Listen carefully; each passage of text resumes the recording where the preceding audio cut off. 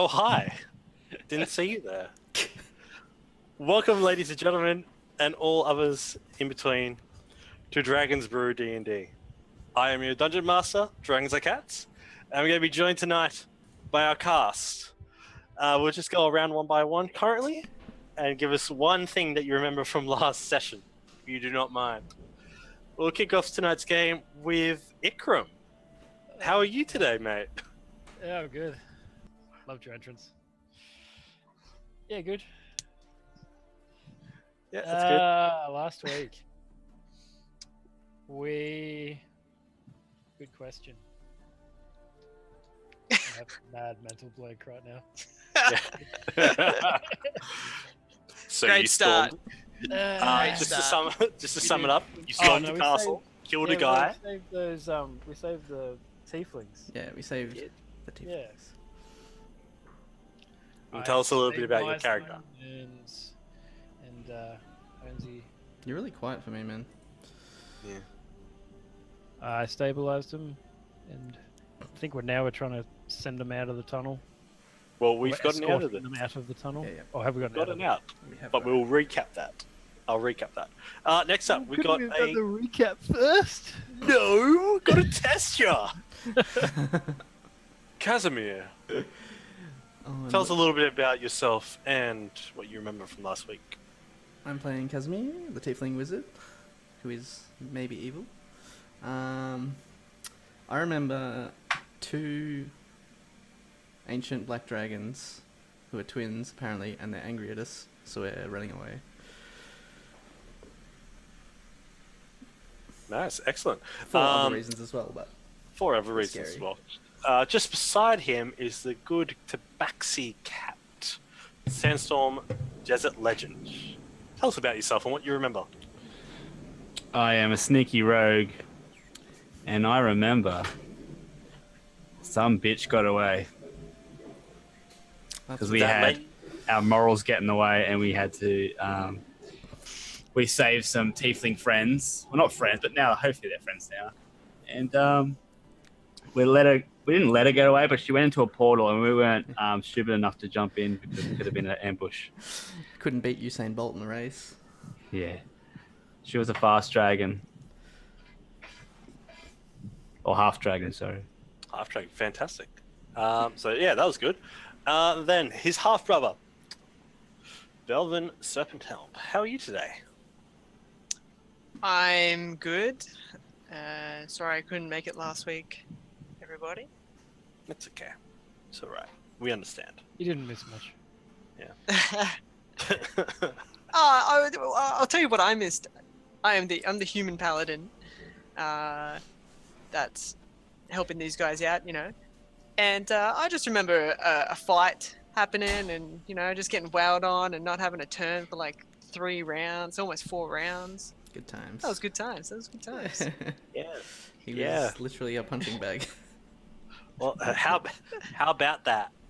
Yeah. How about that? Yeah, sad. How about that? Yeah. Well, what's happened? Happened. All right, and so we are going to be playing a wonderful game of D&D Dragon's Brew for you tonight. Previously on the episode, like the boys have said, they have emerged out of a mountain, Stone-Tooth Mountain, after slaying the Dragon Night Scale. They've spent the last couple of months trailing the cult of the dragon after they had attacked their town, killed a number of their friends and family, especially Belvin's and Sandstorm's mother. And the party has gone on an adventure to exact revenge against the cult of the dragon and the apparent worm speaker Rezmir, who is now vanished into the safety of a teleportation circle as the party tracked her down within the depths of the dungeon of Castle Nerta, a cult of the dragon's stronghold within a marshy swamp. And in doing so, she was able to get away. With that, the party faced their lieutenants, the cult's lieutenants, an elf, dark scale mail of dragon hide. Afterwards, and defeating him, the party came across a group of Teiflings that had been caged up, inserted with needles, with surgical needles and tubing, designed to drain their blood.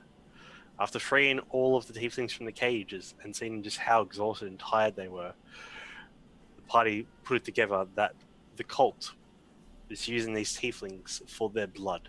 These specific type of Teiflings. All very much similar. Grey skin, horned, some winged, some not. All very similar to Casimir. While escaping, the friends found out. The friends found out that there was a telescope at the very top of the keep's tower. Looking through it, Casimir saw what seemed to be a large black dragon, Ragamutter. Ancient. Then another ancient, similar black dragon next to it. A twin. And as he stepped away, as he saw they were fighting, he floated down to his friends, only to see that a lizard folk soldier came around the corner of the keep tower to where they were, stared at them, wondered what they were doing with the Teifling, the captured ones. After a poor attempt to dissuade them, they threw a javelin, and with that, the party transformed into clouds and drifted up into the sky at a brisk pace, and have now taken off. It's been 8 hours of the party traveling through the night sky. They've traveled way over the bog into the Sword Mountains near the high road. As the 8 hours pass, 90 miles drifts by them while in their cloud form. And as the spell starts to wane, they drift on down to the ground. The party, the Teiflings, all transforming back into their true forms.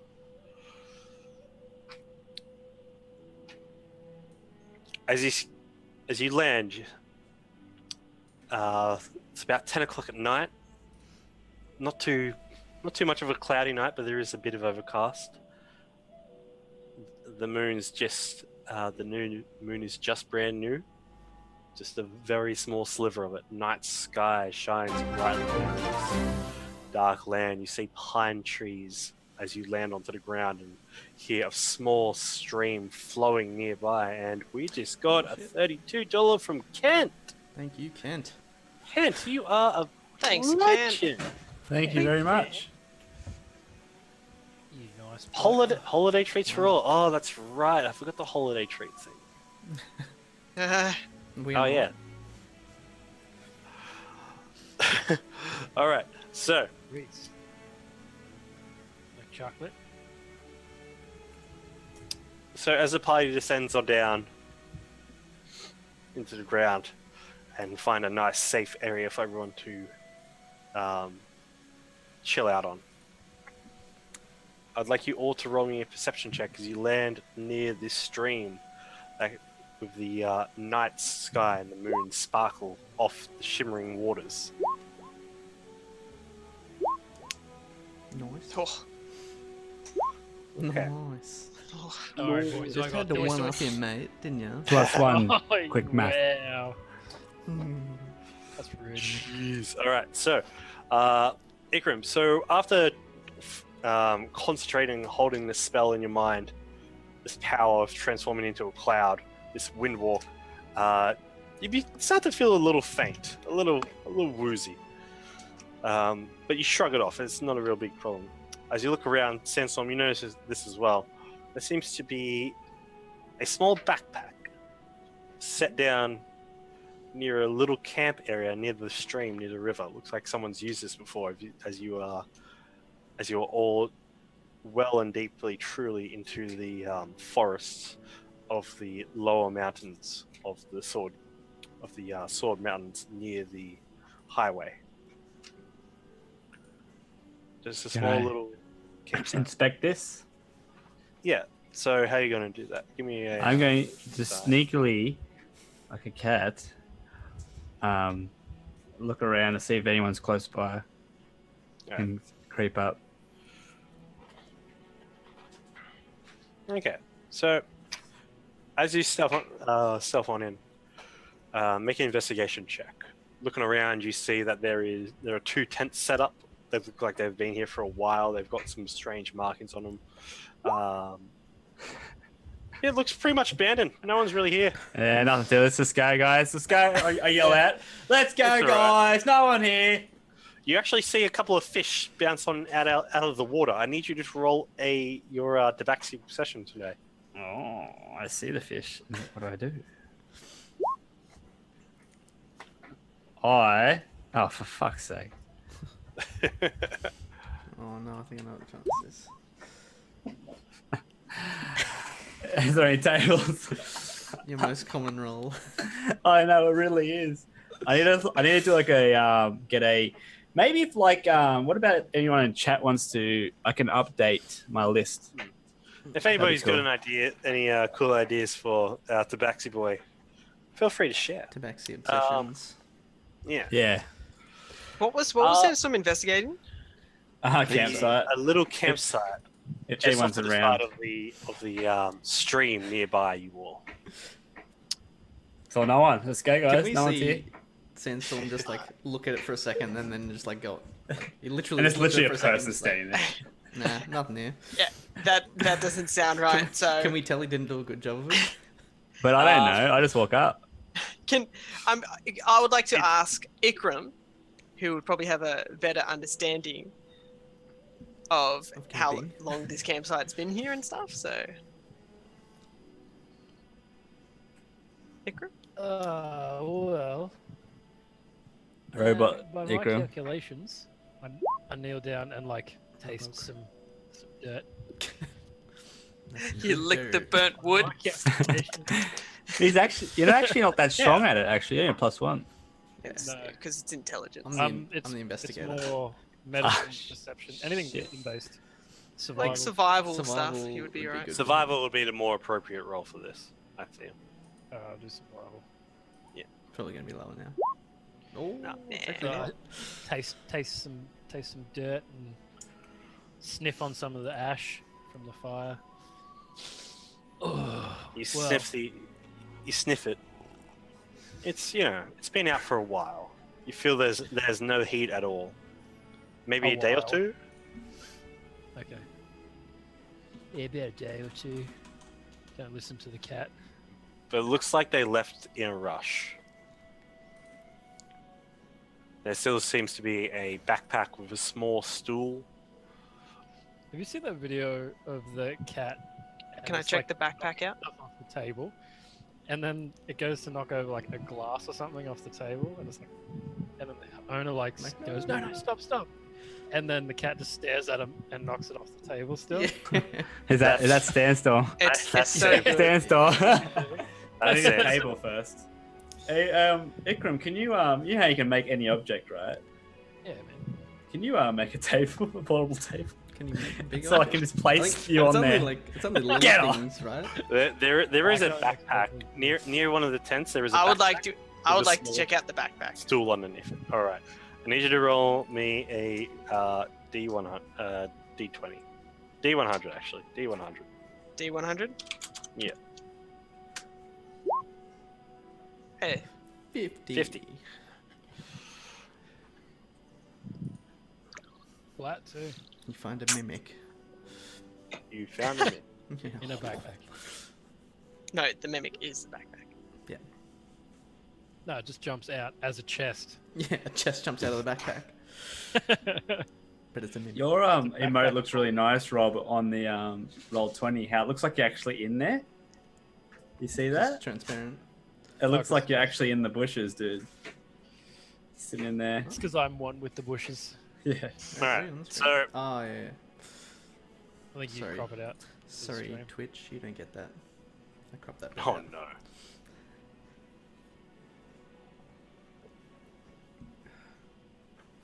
Alright, so.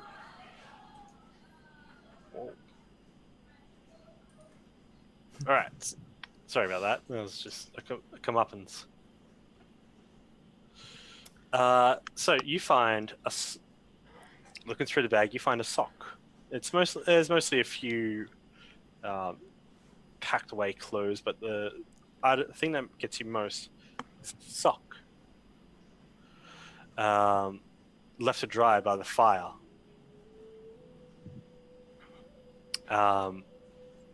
You see that there's 2 gold bands around the socks, around the top of the sock. Okay. If the most interesting thing I see is a sock, then not much is going on in that bag. A sock with gold bands. Yes. Well, I will take the bag What about the sock? plus the sock. I'll chuck the sock in the bag. I'm gonna just take it to the lost and found, just in case somebody. Try and wants drink to find coffee it. here. Not sprayed all over my keyboard, please. Okay, you do. Don't you, give man. it to Ikram because he'll think he's free. Jeez. Fuck off. I'll carry the bag. Presented Ikram with a sock. So as you pick up the bag and you feel inside and everything, you feel that everything inside is quite well chilled, nice and cold. Does it seem? It looks like it seems cold in this picture. Up in the mountains. Oh yeah, there's a howling wind just off in the background, but it's not too bad. It's autumn currently. Winter's around the corner, about 4 months away. Well, yeah, You see- I will pick up the bag. How do the tieflings look? Because they haven't had any time to rest. They haven't had any time to rest. The entire time they've just been flying with you.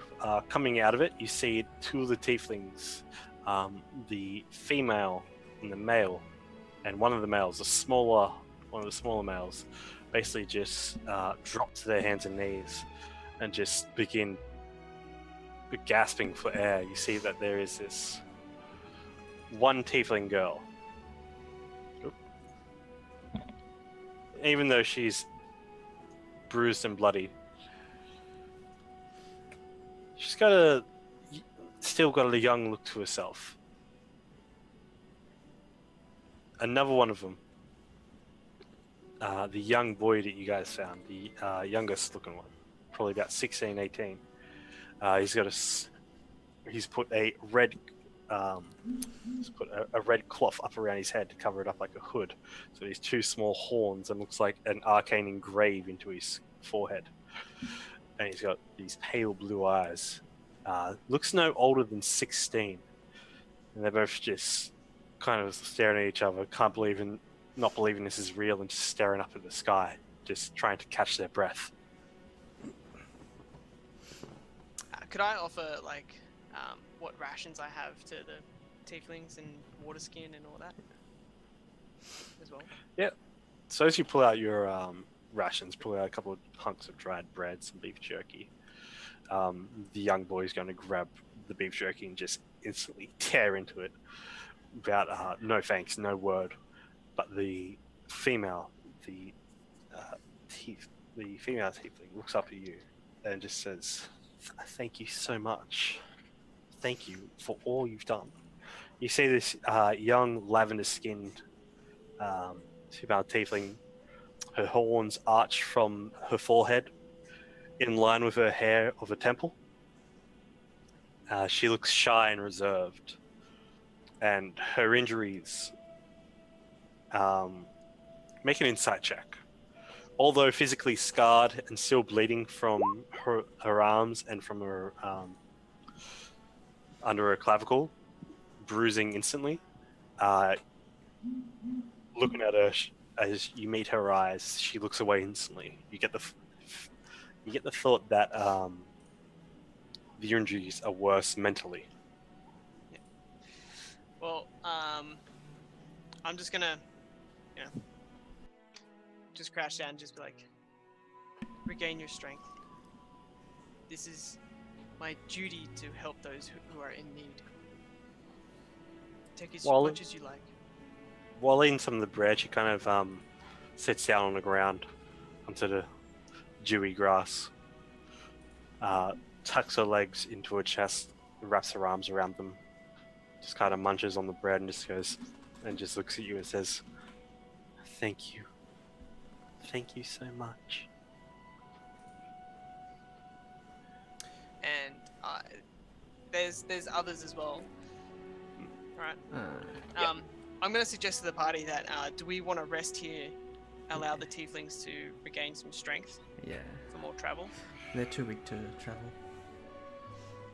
Kaz is I going to agree. ask Ikram to start a fire, and he's going to start the ritual for Tiny Hut to make some shelter. There are also another 2 tieflings as well. I've got the overpowered ability now, I see. The Hut of... Tiny hut. Hut of a tiny. While Ikram's creating the fire, gathering what wood he can, and then conjuring up his own internal flame, and bringing forth this warmth to the area, lighting up everywhere, you see the amount of scars on all of the tieflings are just horrendous. The cuts, the bruises, the dry blood they still have caked on them for months of a time. Still just brandish on their face. Although their skin tone is the same kind of cylinder, light to dark grey and lavenders. All of them just look dead inside, but still can't believe that they're alive. One of them, the one who told you that he was from Waterdeep, Cyrus. He currently still stands. He's currently clenching his shoulder and just staring up at the sky, just taking in the fresh, cool mountain air, enjoying the scenery. He just inhales deep breaths and releases.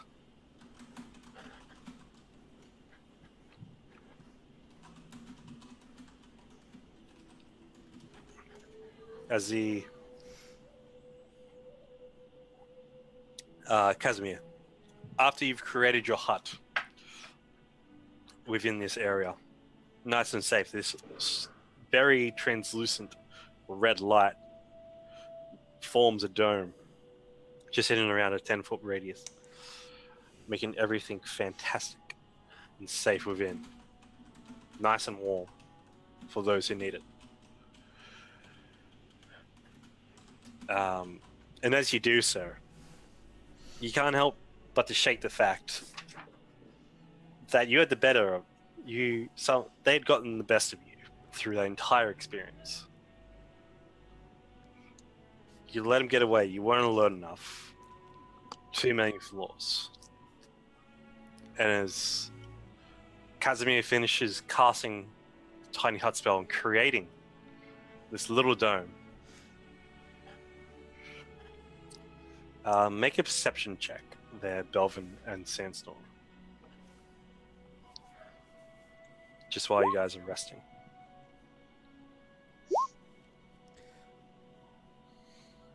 Right. Belvin, you're currently tending to the tieflings and just making sure they're fine. I've used most of my rations for them. That's okay. I think I it's like shared some of mine as well, so you'd have to Yeah. take one. okay. I'll share it too, But- if you share. And my water skin as well. Can I be fishing at the We're moment? next to a Can I river, catch so fish? It's, so I do Yeah, it well, right You know what? I was gonna give him my water skin and then refill it. So. You know what? Make me an athletics check then, Sandstorm, as you're clawing fish out of the water. Ooh. Ooh, I'm a cat. With that, as you pull your claws out, you strike into the water. There's a small splash and a quip of water as you pull the fish out as it just dances in your hands. But as you do so, you just look up and look over to the campsite and everyone else. And just standing just in the the vague light of the dome that Casimir has created, you hear a grunt of pain, and then a sniffle of tears. As you look over, you see Casimir's just cut into himself, into the back of his ears, just in a small space underneath here, What the fuck? carving carving something. And then instantly, once he's done on one ear, he pulls out his wand, presses it to it, and you see there's just a small flash of red light, just the smallest incantation of a red aura. He then starts on his other ear. And then again, after carving into his own, just behind his ears with a knife, pulls his wand up again. And that's when you notice him. Yeah, there's a few little he's got a couple of tears in his eyes as he's I'm not cut crying. into himself. You're crying. And this wand is stuck, pointed, straight into his neck as what seems to be magical energy dispersing from the wand, from himself, back into himself. As Luke gains, as part of his downtime, the alert feat. Please explain. So Casimir scribed some magic runes into himself, basically. A form of alarm combined with detect thoughts. So people can't surprise him now as long as he's conscious. Because he got jumped a few times through our last few episodes. He got surprised. And that's a pretty big weakness for a wizard. And Very nice. He didn't want that happening again. So yeah, Sandstorm, you see this going on after the flashes of light just dissipate. Can I walk over? Are these for tieflings around the fire? In between the river, watching you fish, and Yeah. around a campsite. Can I please walk up to this young girl here and just put my hand on her shoulder and then like pass her the fish? And just like just give a nod and pass it and then walk off. She looks up at you, thankful, and she goes, "Mountain sterling trout." As you walk away, and Belvin, you see her stare up at Sandstorm, as if this is the best gift someone could have ever given her.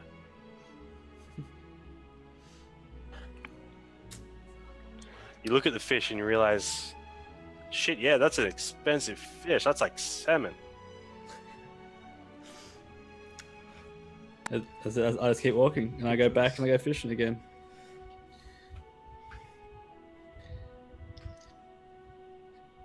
I'm impressed. What, that your brother actually succeeded at something? No, he's doing such a good thing. I don't think he succeeded. Just joking, mate. No.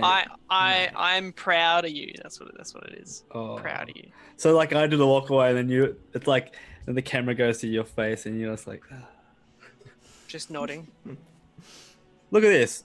Ideals. Steal from the wealthy so I can give to the poor. I didn't realise those fish were wealthy, mate. Well, it's just it's sort of like The on river line. is wealthy So- because it's got Got such heaps of high-priced fish. that are worth a lot of Yeah. gold. It's a rich river. It's a rich river. But like that's like always been part of my Look, It's looking it's on after. point, and I'm not going to say it's wrong. Right. That's the character. And I think I have more of a connection to these than the other people, but like other than Casimir, because I grew up with Casimir, and all me and him knew is each other's race. We never like knew anyone else like me or like him. So it's like I kind of know where we're both coming from, and then I know like they're like outsiders and stuff.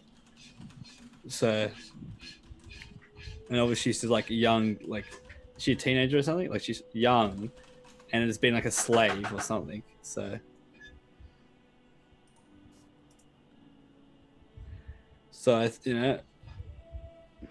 trying to up the spirit of these people. You do. You bring him You did a over good the thing. course of You gained one over the course respect of- from Casimir.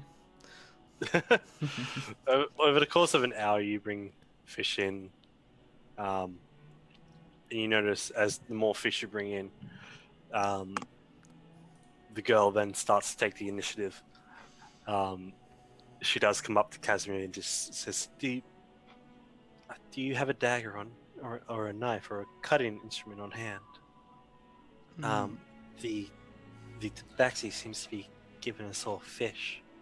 We can't really, well, just eat fish raw. We should cook it." Probably an I know. Ikram thing.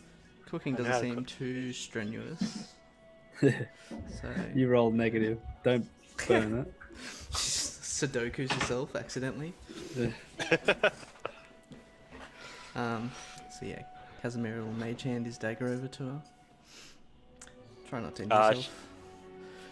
She just takes it out of the spectral hand and she's just like, okay.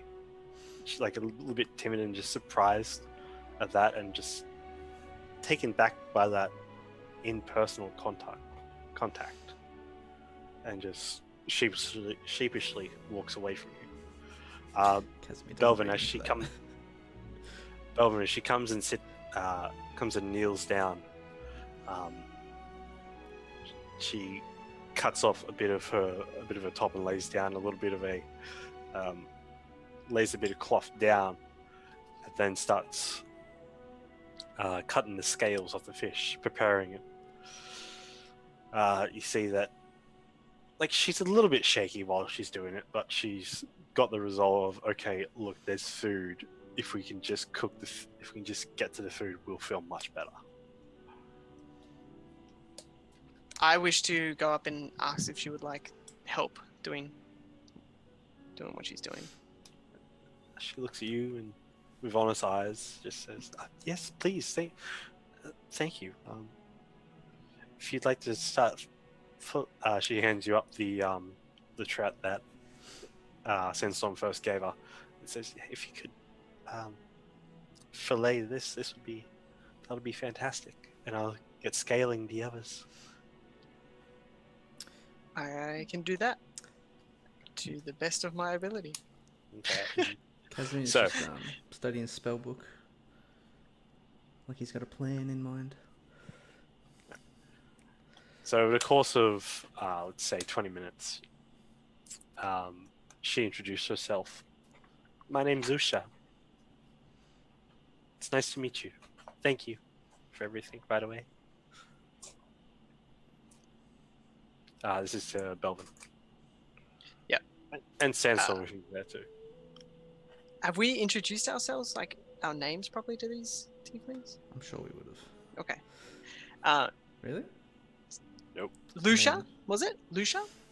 Usha. They were pretty Usha. dead. Yeah. True. It's a pleasure to meet you, Usha. My name is Belvin. Also. Hey, And- Brad, I'll be in the background fishing. You can kind of just like introduce me. I'm Like, gonna introduce Yeah, everybody okay, because cool. everybody seems to be doing their own thing right now. So,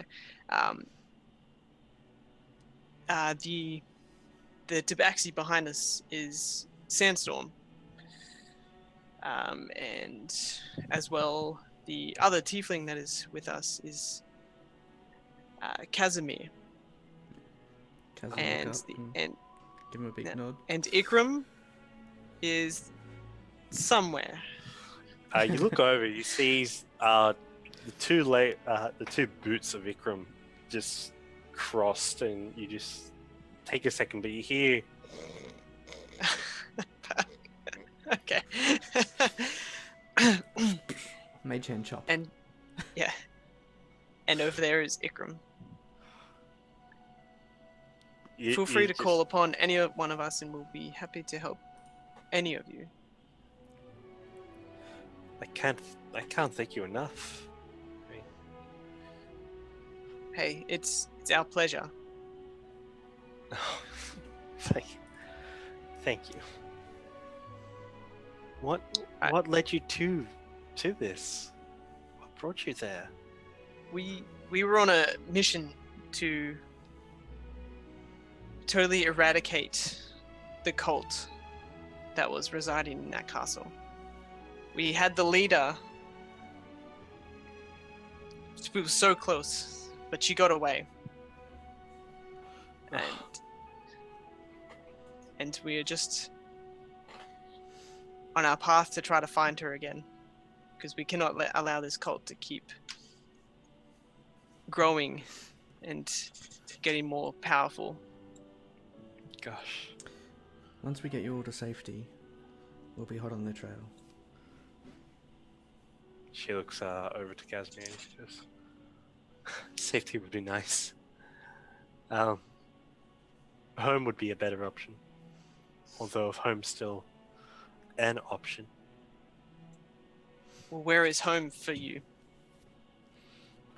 The Golden Fields. It's a small farming settlement just out of Waterdeep. I lived there for most of my time. Simple life. Until about a month ago, and at first it was just the roar of the sky, and everyone was panicking to get indoors, to get into the hall of Chantilly. And then there was just these figures in black robes, and a blade hit my father's back. I screamed, but next thing I know, I was in the back of a wagon, tied, gagged and chained. Its curtains and cloths were drawn. I had two people looking over me. Couldn't see their faces, their masks. Days passed and they hooked me up down there.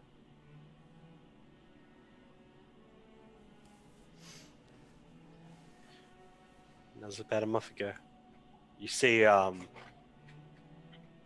her large split tail kind of curls around her afterwards, after saying that, and she kind of buries her head into her arms and into her chest. Her short bob cut hair kind of just becomes a mess over the top of her face, and she just starts to sob quietly.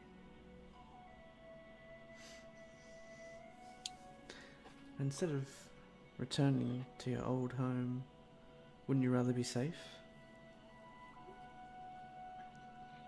Happy among other tieflings? Or others who have been discriminated against, like we have? She looks at you for a second, horrified a little. Just at the fact that bringing that up, just the idea of that. She just kind of puts her hand over her mouth, just kind of nods.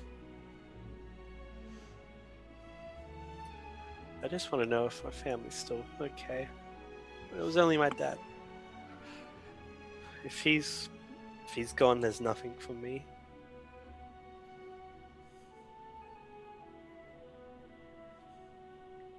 But if there's anything I can do to not have this happen to anyone, this is horrible. Can I walk up behind and then put my hand down on her shoulder again and go, "You always have a home with us," and put another fish down. I'm hoping I caught another fish. You caught another fish and you just put it in her Your arms hands. full with fish and just like slap it down in front of her. Yeah. As you slap the fish down, she looks at you. Don't slap it. That's a lot of fish. You just put another small. Let's just say you put another small mountain fish into her hand, Into her. Yeah. Get it in you. And then she just looks up at you. Looks up at you. Your tabaxi features, your whiskers, your ears, and then just embraces you in the greatest of hugs and just holds into you. And I sort of sit there awkwardly like this, those guys that sit like, Yeah, like a big fluffy pillow. just like, Sandstorm would be Not the like, best not person like, to I'm not hunt. hating it, but I'm not like, embracing it as How much as soft she is Sandstorm's fur? Is it like rough and bristly, or is it like really nice and soft? But he's I'm gonna- wearing leathers anyway. Yeah, I'm wearing At this clothes, point, dude. You still touch So his it's not like arms. it's just. but like his arms and some of his body, it's very rough and very bristly, I'd say. Oh, He hasn't showered for a while, I think. you're gross. I was just in That's water not long ago. Yeah, his boots are saturated. He doesn't have boots. His foot wraps are saturated. See Kaz Cats over don't by, have showers. see Kaz They over bathe by the themselves. river. He just I do the little tap on the head. There. Kaz goes to the river and just uses control water to like completely drench himself, and then uses it again to remove all the excess water off his skin and clothes. I'm in the middle of a hug. You're gonna wet her as well, you dickhead. No, me. Not Ah. He you. does it himself. Oh, that's cool. So yeah, 'Cause why not? everyone's interrupted by. I like how you just like filthy slashes. cleaning yourself in this moment. Because I haven't had a shower in 3 years. Just reminded you. Yeah, I was just like, well, Do you I also thought you like said- get like some nice smelling leaves or something and rub yourself, and then you start walking over I to have her? the finest Ah, shampoo. Yeah. That's why. Yeah, I see now. I see. Have a quick shave, got Gosh. some nice aftershave. See how it is. Yeah, we just see him go. Pulls out a rose. Home Alone. He's just got little patches of like paper like stuck to his face where he's cut himself. Do you even grow a beard? No. It possibly could. Who Maybe knows? when he gets a bit older. So the the very dark, grey-skinned, broken-winged, white-eyed tiefling comes over by you, Casimir. You see he's bloody. His robed rags are just completely disheveled, and he just looks at you. He sees you cleaning yourself as you form this barrier of water up around you, drenching yourself. And then you pull another one up to then clean yourself, to remove the excess dirt. And you just... Hey. Hmm? Hey. Do you... What are we going to do? What are you going to do? First, You we need to rest. practice. Yeah, I know. Okay.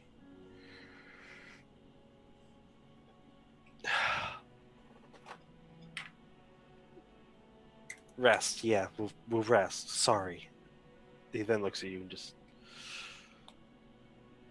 You know magics. I do. You know how to wield them. Yes.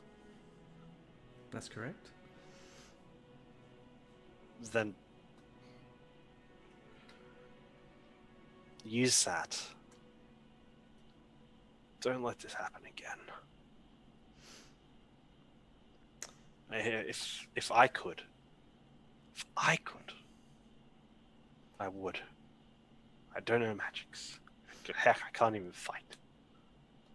I know how to use a hammer and nails and put up a wall and put on a roof to a house, but I can't. I don't know how to create fire in my hands. Like, nothing. It's nothing compared to magic. Calm yourself, brother. There's time. Yeah. Time. We have time now. Thanks to you. Thank you. Casimir gives him a big bow. It will give you. I was like try to imitate your bow, but like just half and half on like the idea of it. I'm thinking it's a mage thing.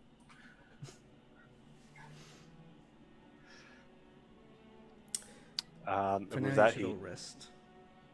You need it badly. yeah. There's a few bedrolls left over in the tents from this campsite. Luckily, so we're just going there. Yeah. Thank you. And he turns away, and takes off.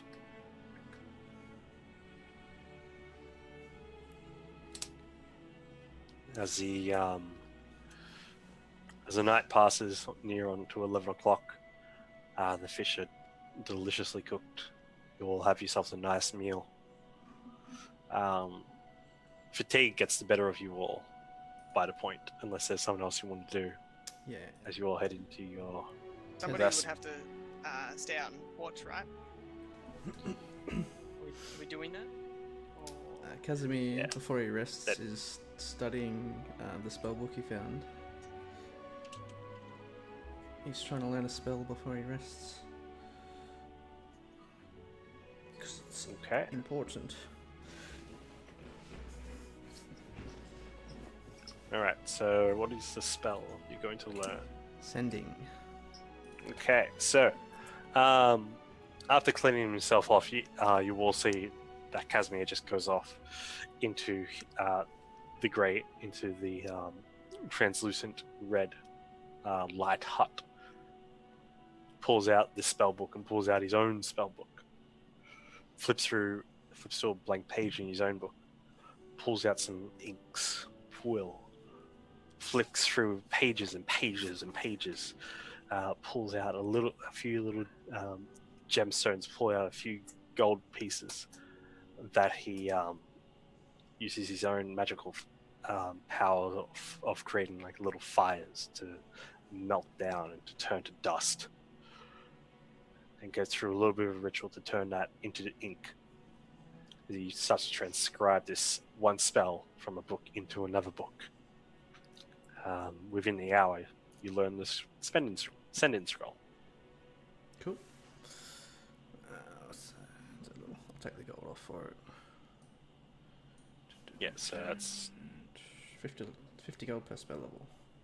So 150. Yep. Cool. okay. So you've learnt the sending spell before going to bed, or do you want to send the message now?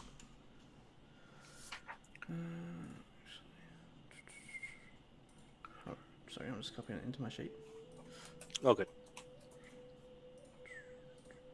But yeah, the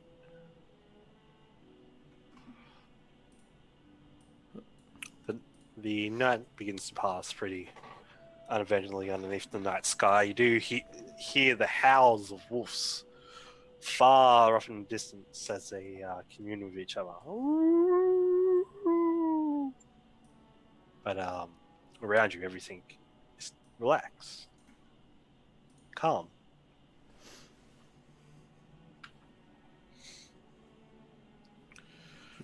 Kaz will, use sending before he rests. Sorry. I think that's what you said. Alright, so this short message of 25 words or less to someone who you're familiar with, who are you going to send it to? I'm going to send it to Archmage Tozen, my teacher. Your teacher. Excellent. Alright, so as you pull the short piece of copper wire, curl it around your finger and begin to speak into it. The fine copper wire envelops itself in light and dissipates, vanishing. And what do you say to Tozen?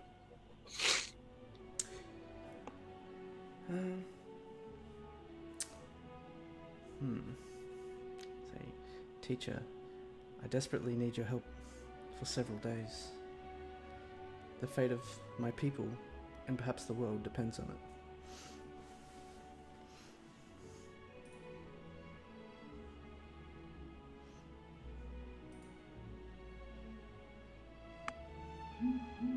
Welcome back, Rob. You're muted, Carl. You muted yourself, Carl. What's cracking? Okay. So, as per the spell, there's a 5% chance that the message didn't arrive. Succeeded? It succeeded? Succeeded, yes.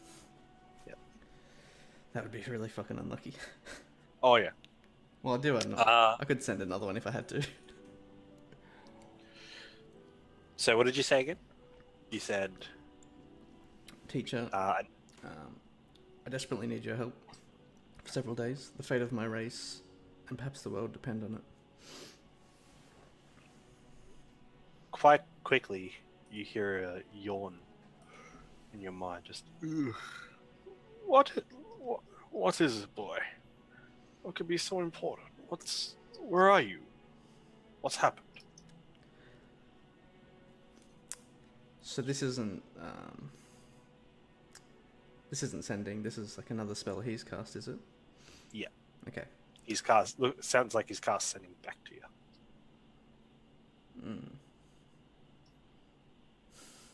Shit. I'm gonna run out of credit real quick. Let's see. Just say, meet us in Waterdeep. 'Cause that's where we're going. Do we know from the air? Could we see how far we were from Waterdeep, Kyle?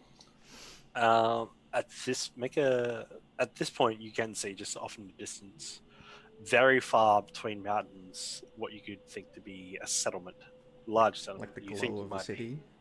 Yeah, like the glow of a city. Maybe about a day's travel away.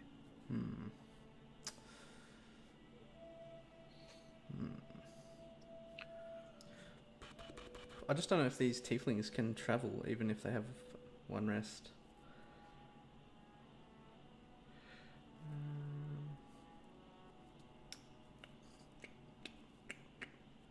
Your choice. Like what sort of injuries do they have? Do they have injuries to their legs or anything that would inhibit their movement? Not since receiving the cure wounds and the healing words, but there's still deep scars, and they're just physically and mentally exhausted. As if they've got 3 points of exhaustion, just by the looks of them. Tired, sore, drained, pale.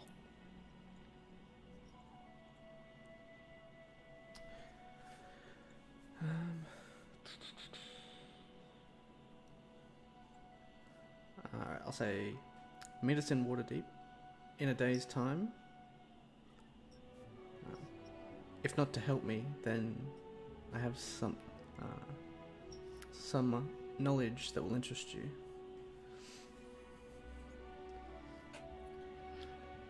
About a minute goes by.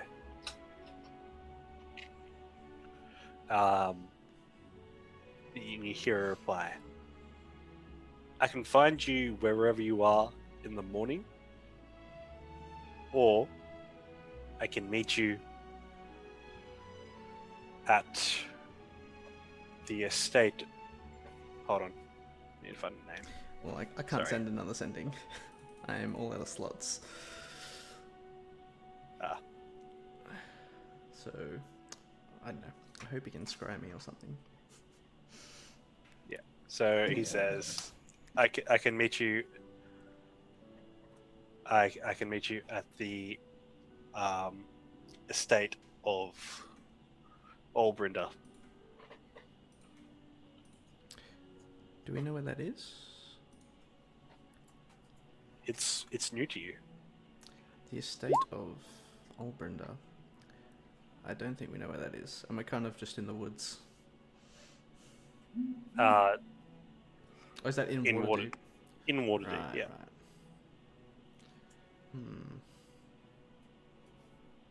Well, if he can meet us where we are, then that would be more convenient.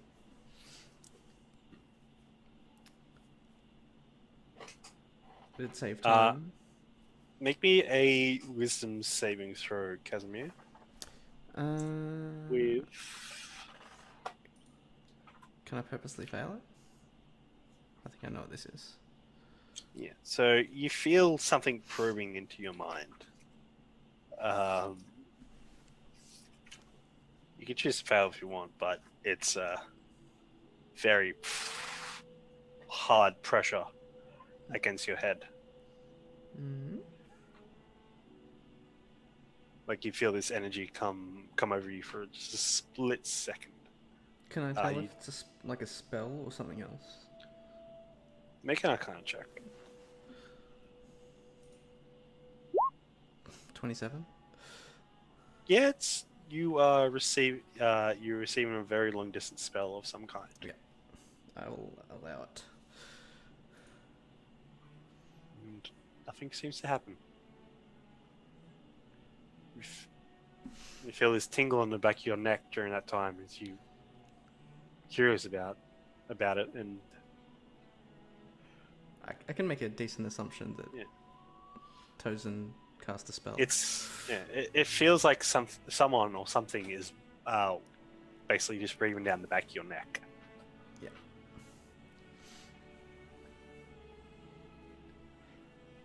And as you curl up to go to bed, you receive another sending message in your brain. Just because I woke him up from his sleep. Just as you're about to nod off, you wake up instantly, just going, Casimir. By morning, I should have teleport prepared, and I'll be able to come straight to you. Don't move, and I will be there. We'll go see my friend Amelia. Give him a thumbs up. Just in the air randomly. As you all drift off to sleep, you all have a long rest throughout the night. Is there going to be a watch order throughout that time? Probably it'll need to be 3 shifts. We're all in tiny hut, right? It can fit up to 9 medium creatures. Oh yeah, you can do that. Cool. Otherwise, just I wanna wait can that. just cast another one if we don't fit in one. Oh yeah. So we all should be safe from attackers, regardless. Should be. As the dome encapsulates the entire, actually now, 10-foot radius, as it encapsulates the entire area of this campsite. Nice and safe. The night passes. Not even crickets or ants can escape or pass through. And the stream of the river is soothing. You all wake up to the fantastic chirping of birds, howling of winter's wind coming from the mountains, not too far away, and the relaxing calm of the stream passing through.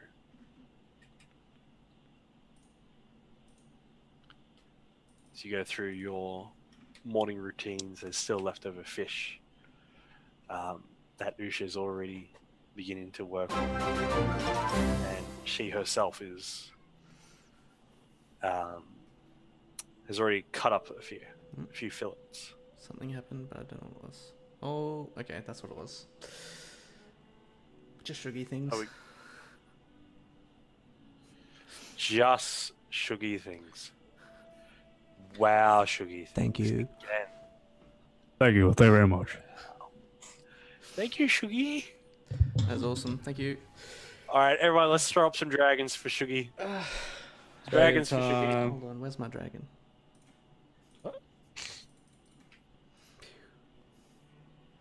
Pew, pew, pew. Thank you, Shuggy.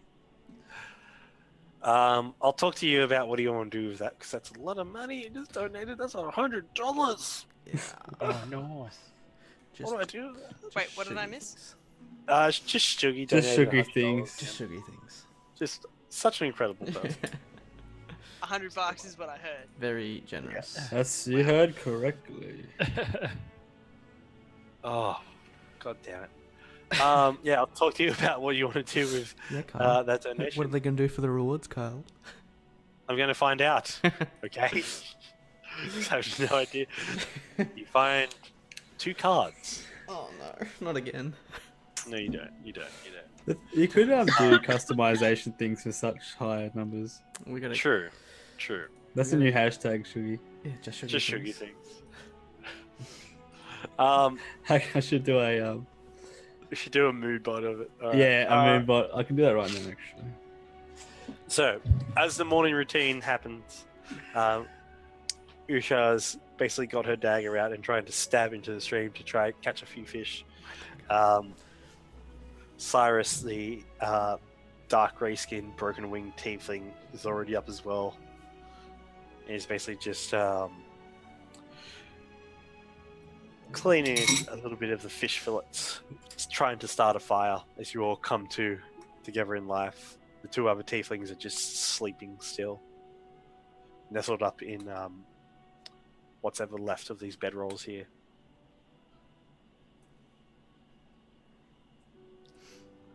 There's... Can I help him out to start the fire? Oh, absolutely. Just a little bit of firebolt to get it started. There's a little bit of fear and wonder in their eyes as you do that. But he looks at you and goes, it's impressive. It's just, how do you just do that? You just do that all the time? Years of training and study. Of course, of course. There's then a flash of golden blue light that encapsulates just out on the outside of the hut. It's teleporting in. You see this man. Within his late 50s, though still looks like he's in his 30s, luckily.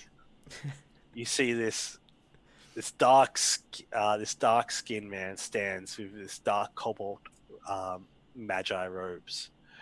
And this looks like he has a traveling scroll pouch on his side. You see he holds this raven-topped staff with a large diamond, with 3 large diamonds in a necklace engraved with arcane runes that is placed around his neck and on his chest, and they all hum with power. You see wild dreadlocks are clasped with gold bands that all link towards the back of his head and form a natural ponytail of dreads, as if the gold bands are connecting them. Casimir will go over I was to going him. to say, if Belvin saw that, he would. You're a bit quiet. He Ben. would. Yeah, he would probably take up a battle stance, to be honest, because he doesn't know this guy. You're a bit I quiet, don't Brad. think-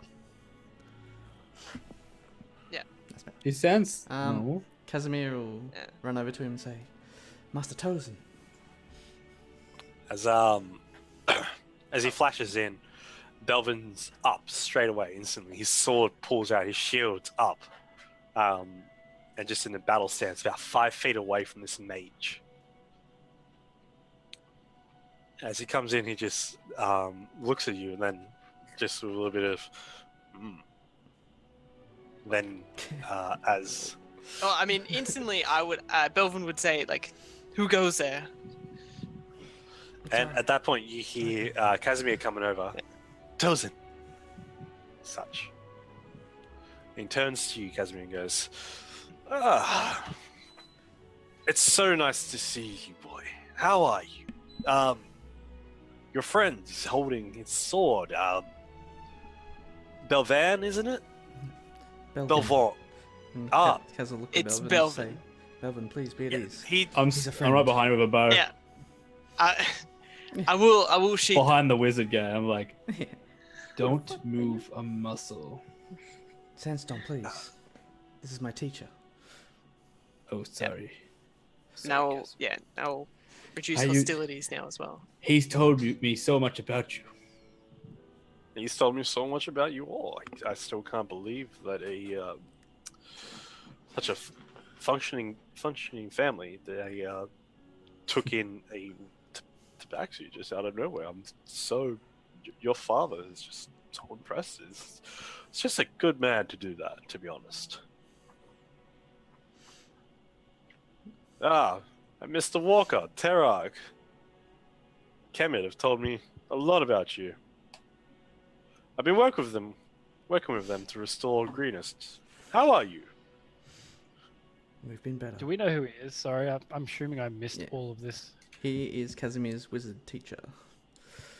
Oh. Yeah, I'm good.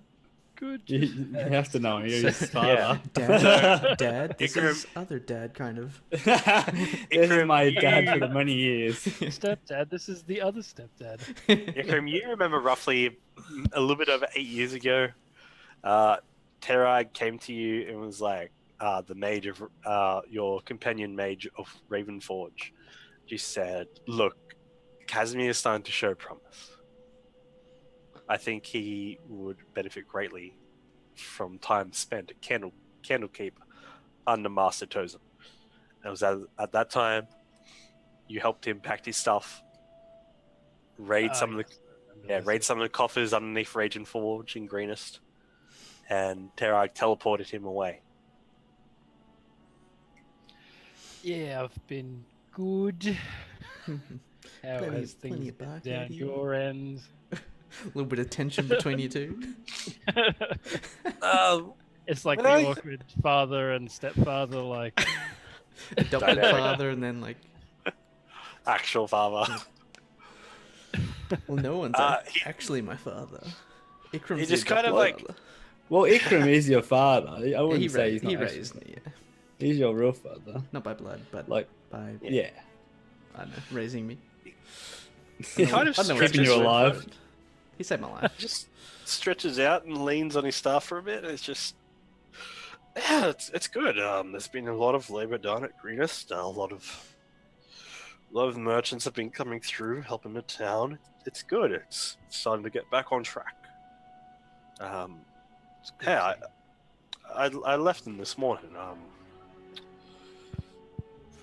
I let the governor know that I'd been contacted by you all, and I told the rest of Ravenforge as well, and they all send their regards and they hope you're all well.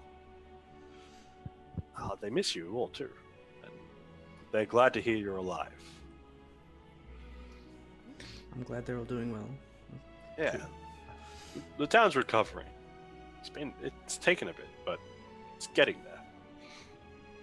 A couple of the locals have apparently taken off, moved away to safer pastures, where the walls keep them safe and the guards are constant.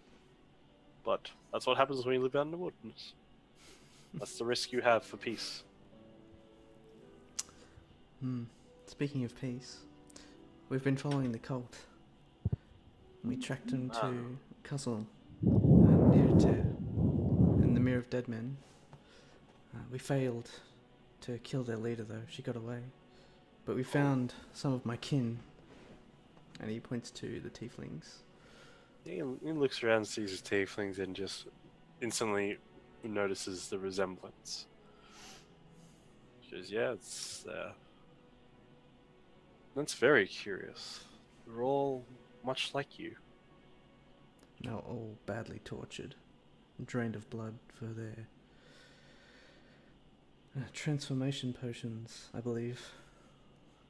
He then looks at Ikram and raises an eyebrow, as if to subtly get the message across to Ikram, as if saying, "Again? Are you okay? You've gone through this again?" I just And they just nod. looks back over to you, Casimir, with like a bit of a horrified glance, and just goes, "No, this is not good. This is not good at all. Not again." Transformation potions, you say? Right. And they got away. That is why we need your help.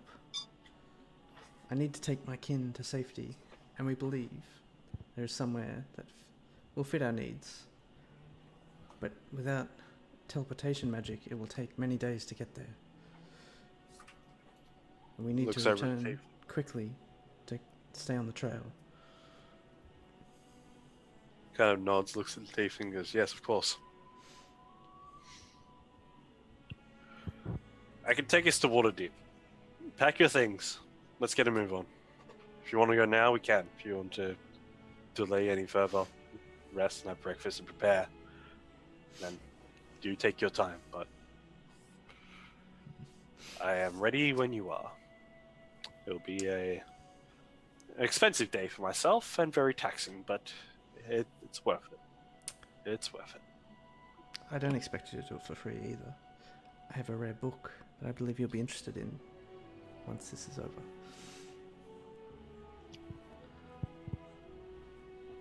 He puts his hand out and says, keep it.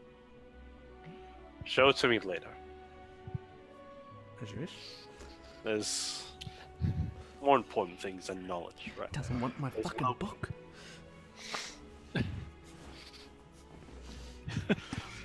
I'm offended. Let's go, son. Yeah, I don't need your help. He teleports off without you. No, he doesn't. Quest failed.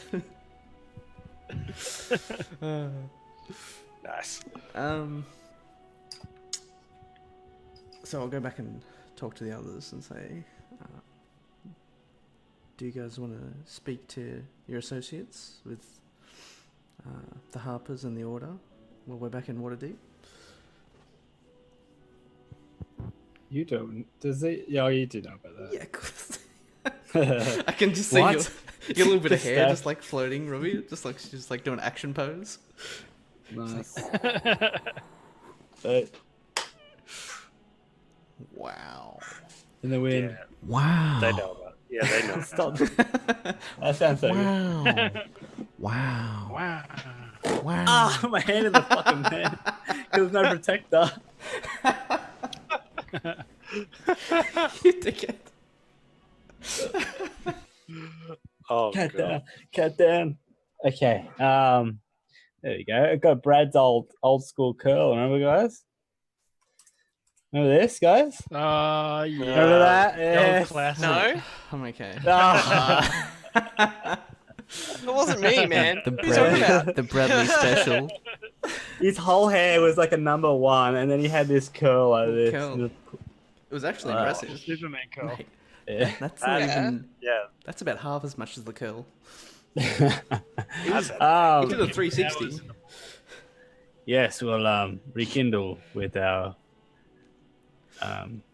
Harper friends, and also talk about the protecting our castle. Yeah. I think we should As you look back, yeah. clear it out first, and then we'll Oh decide yeah, what we need I've- to do.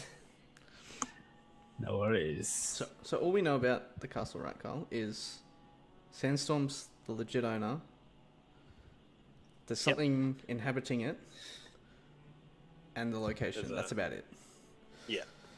And it's roughly about 10, 12 miles out of Daggerford, Daggerford, yeah. down the river.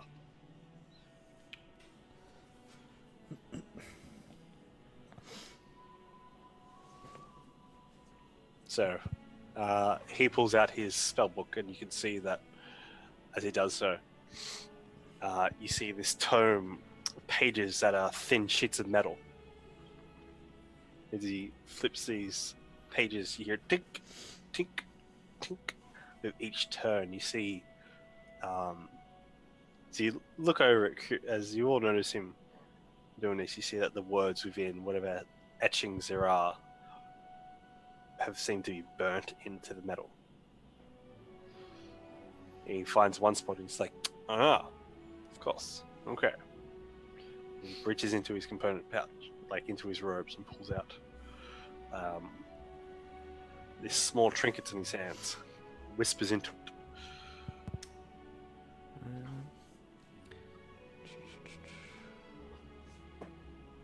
As he begins the casting of the teleport spell. So I'll Yep. pass on the message to the Teiflings, basically, of what's happening. They're a little taken back at first, but again, they're just like, okay, all right, because You can currently trust, you're there. you can trust this man. I was with him for many years. He treats us well.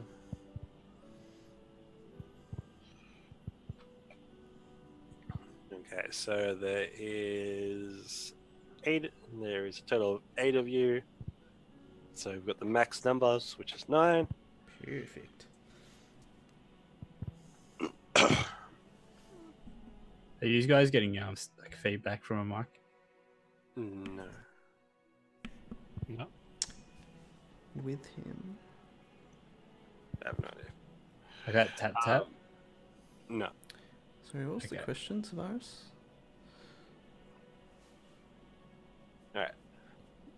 So after your morning rituals are done, you guys all come in. He's ready to cast a spell. He tells you to come on, get in close. And as you do so, he reads out a few arcane words.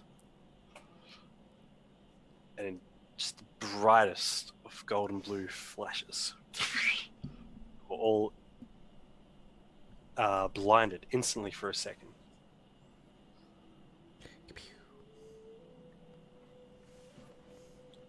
As you are then teleported in to a bustling city. You see off in the distance this great metropolis.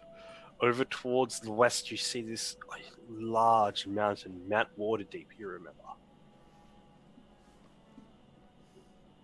Is this our first time teleporting? It is actually. Your So I first was time. like- It's not Casimir's. That's what I mean, yeah. Yeah. You've been training. Well, you haven't done it yourself, have you? Well, I've been teleported before. To Yeah. Candlekeep and back. Like Dad too. I don't know, actually. Has Ikram been teleported before? No, No, Dad he's saying too. you're number 2, Dad. Ah, Dad 2. Right. Two Dad. Dad too. TWO, not TO. Oh, unless.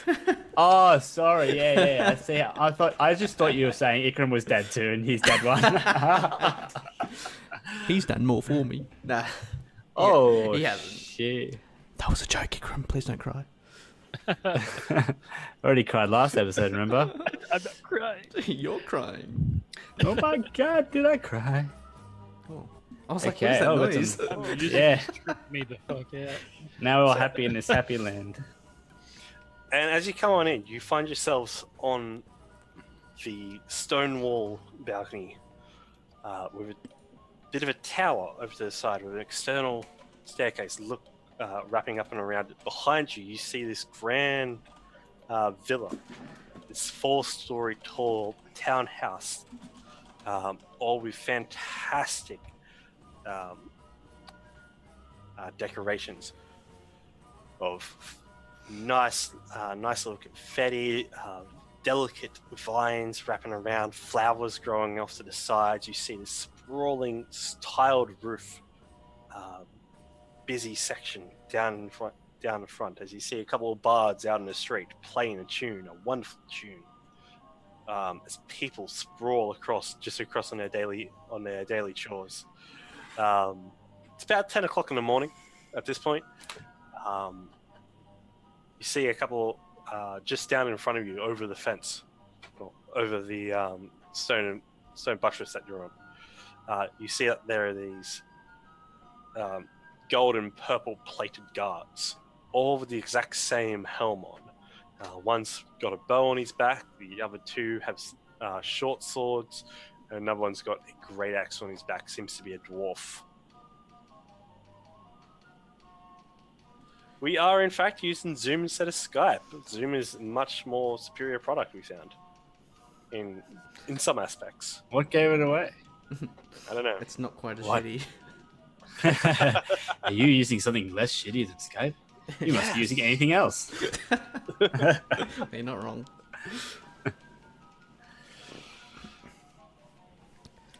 And so as you see this town, Tozen looks over to you, Casimir, and goes, Waterdeep. Here we are.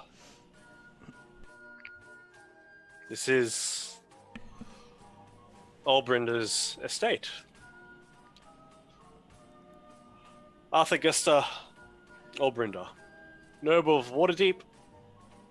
And then he leans over and whispers, also a masked lord on the council, so show a bit of respect. And it's a bit of thing about his wife. She's much better than I am. She's the one we're here to help. Well, she's the one who can help us. Better than you? Come. Anyway, Any- Casimir will bow and say, pleasure to meet you. As he leads you down this castle's these kind of villa castle walls. You head on up these exterior stairs that wind up around. You see this little outcrop of a door, small, humble. Looks like a nice but worn mahogany with iron bands, and he knocks a few times. Mahogany. Don't eat it, Ikram. As a few minutes go by, he puts his hands up to his head, and then pulls out a little bit of copper. And scrunches up in his hand. There we go. That should get her attention. So are you sending? About a minute passes, and the door opens. Oh no, I don't have her. Oh well. Do I have her? Hold on. Please hold. Thank you for the follow, Pixie Glow. Oh, thank you. Appreciate it. Is there any tables yet?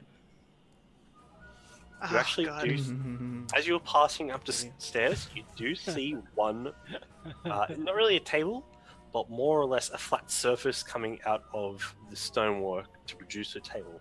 Yeah, It looks like a table to refreshment me. Looks like a refreshment station for the guards. You guess.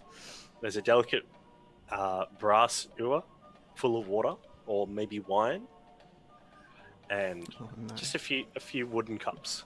I walk up to it slowly, and I look at Casimir and I go, "Would you like a drink?" Casimir knows the look in his eyes. Would you like a Belvin, drink? stop that cat.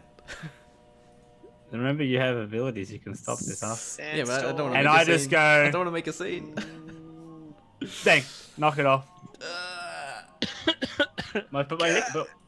My tail actually comes up behind and just jabs it off. I don't even realize. The urge was too much. The tail took control. He gestures out with his paw, then the tail just comes up and just punches it off Can I? and goes flying off. Can I try and like catch it with a mage hand? Make a dexterity check. Couldn't help myself. It's too... 17.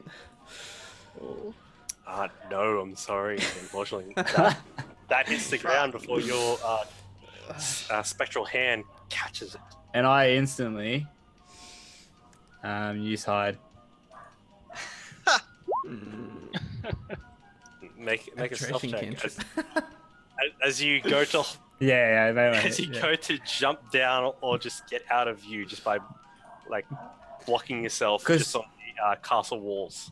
I obviously didn't want to do it, but subconsciously something made me do it.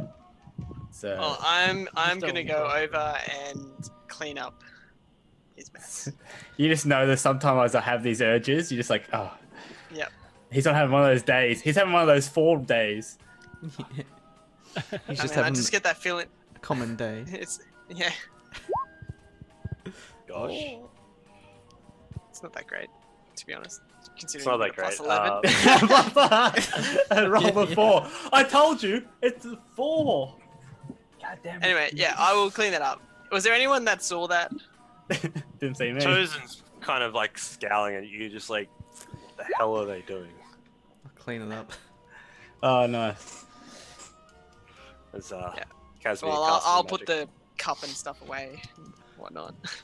There's an opening at the door, and you guys see this fine, graceful half-elf appear out with raven black hair and a gold and onyx circlet over her head. And she kind of just pokes her head out, looking at Tozen, and then looking at the rest of the motley crew of tieflings, human, what looks to be 2 humans, and a tabaxi, whose tail is just like poking up out from behind the castle walls. And she just looks at the man, looks at Tozen. You've brought some interesting company. What can I do for you, Tozin? And Tozin just goes, Lady Elbrinter, Lady Haventree, it's an honor to see you again. I have brought with me my apprentice, and he kind of bows at the same time, and he says, I would like you to meet Casimir. And she kind of looks you over. You see her sharp facial features and her high cheekbones. I could probably cut glass. At first glance, you see that her expression is more open and honest. She seems to have that compromising force of a smile that brings everyone together. She's either really good at bluffing, or she's just generally a nice person, you think. And she just looks at you and goes, and kind of gives a little bit of a small curtsy, just pulls her dress out from the sides and she goes, greetings. Casimir bows. Say, it's a pleasure. You keep a firm collection of tieflings these days. Well, not collection, that's the wrong term. It's not a... Casimir's eyes twitch a bit. It's like, small troop of tieflings. No, that's not right. That's a... I apologize, I do mean no offense. But, dude, come in.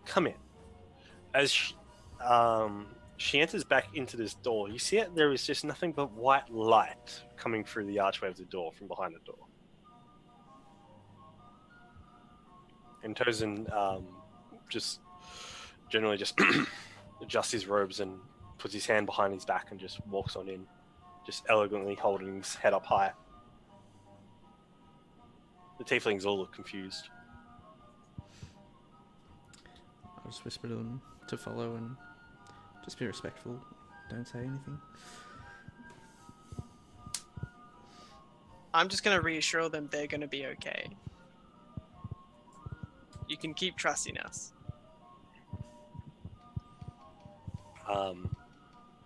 Cyrus, the broken-winged, dark grey-skinned tiefling, will look at you and just go, okay, we trust you. You saved us and you've helped us so far. All right.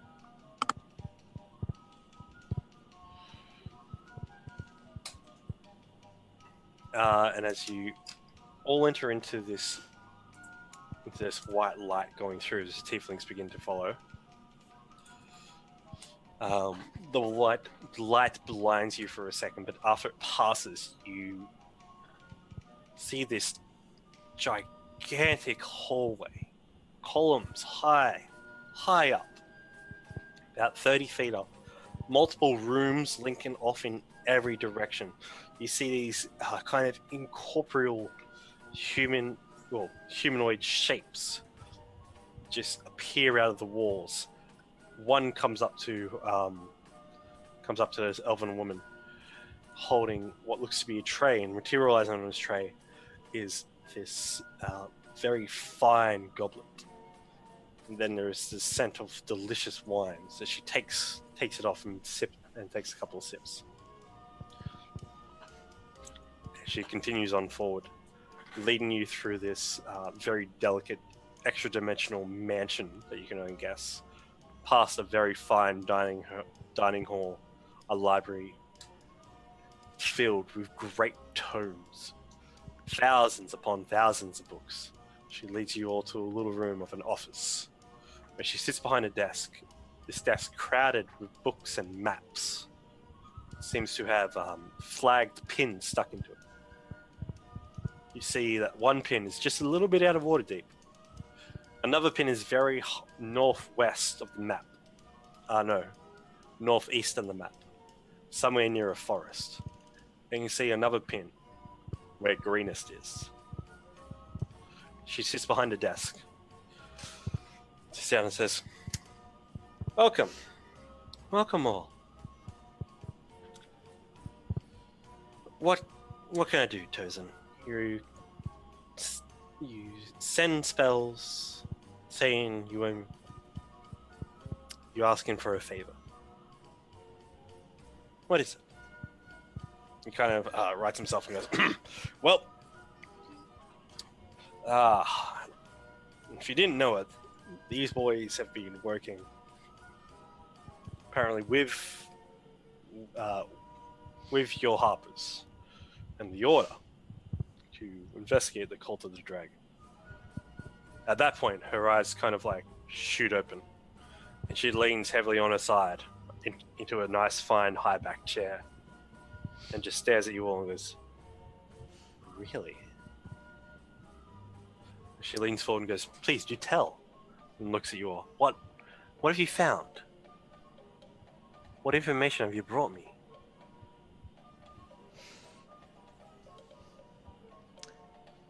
Do you want to explain, Belvin, or do you want me to?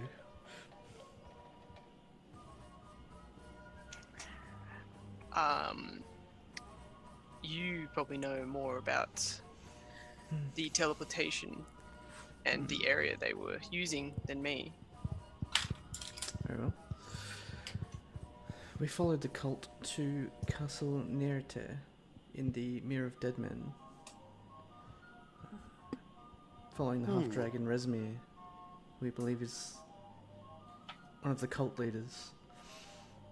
She escaped, unfortunately, but we know which teleportation circle she took and intend to follow after, once we can get my kin here to safety. They were using the Teifling blood to make their potions to transform into half-dragons. That's horrifying.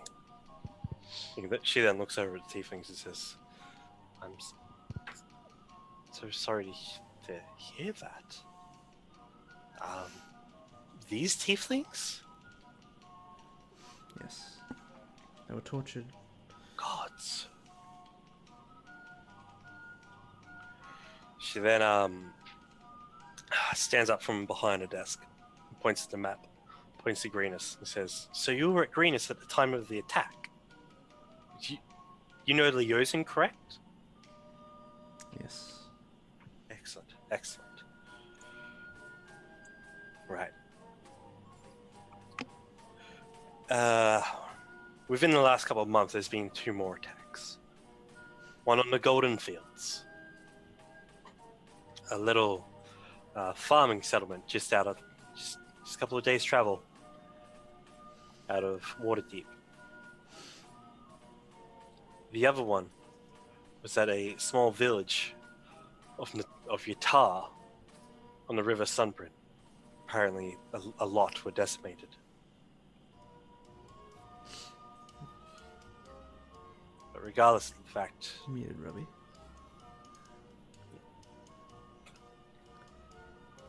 as High Harper, it is my responsibility of all the Harper cells within the Waterdeep area, and as a noble lady to the Lord's Alliance to do peace,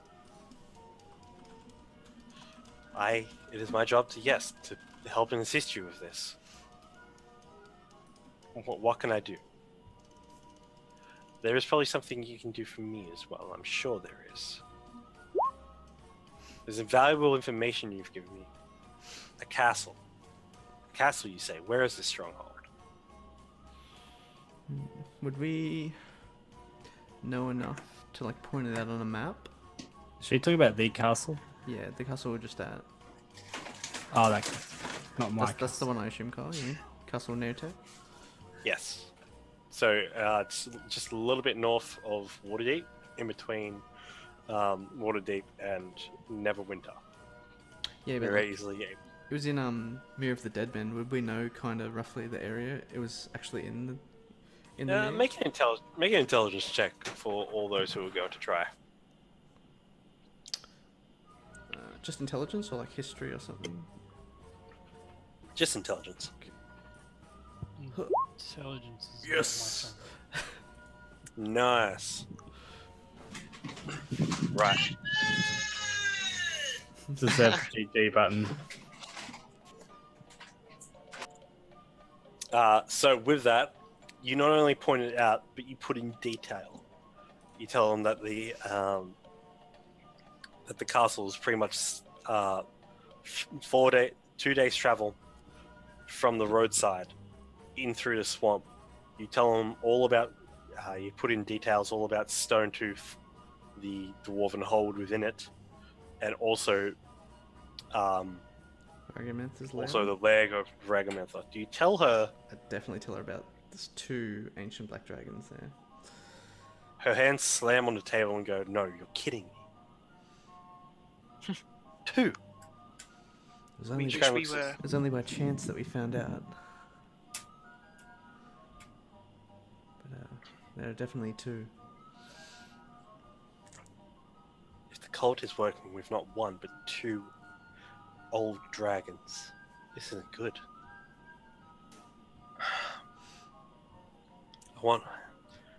It just stirs the brain to think just what the green, the blue, and the white sects are doing. How many dragons, how many creatures do they have at their side? Damn it! We need more.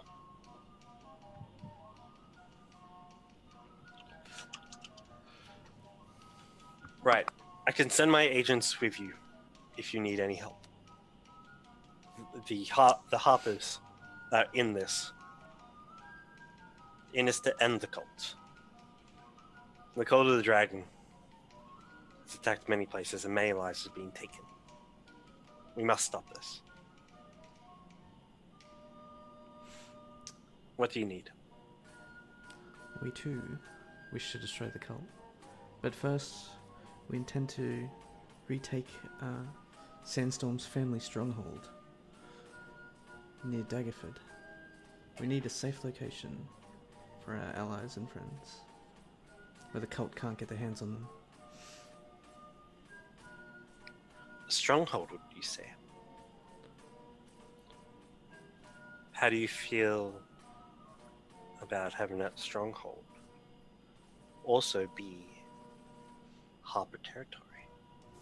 You see, we currently don't have any claim to the Daggerford area. Well, because Morwen, the Duchess of Daggerford, in these times of peace, she prides herself on believing that there is no need for such agents or people like our faction to be in the area or operating. But though her lands haven't come under attack, doesn't mean they're not vulnerable.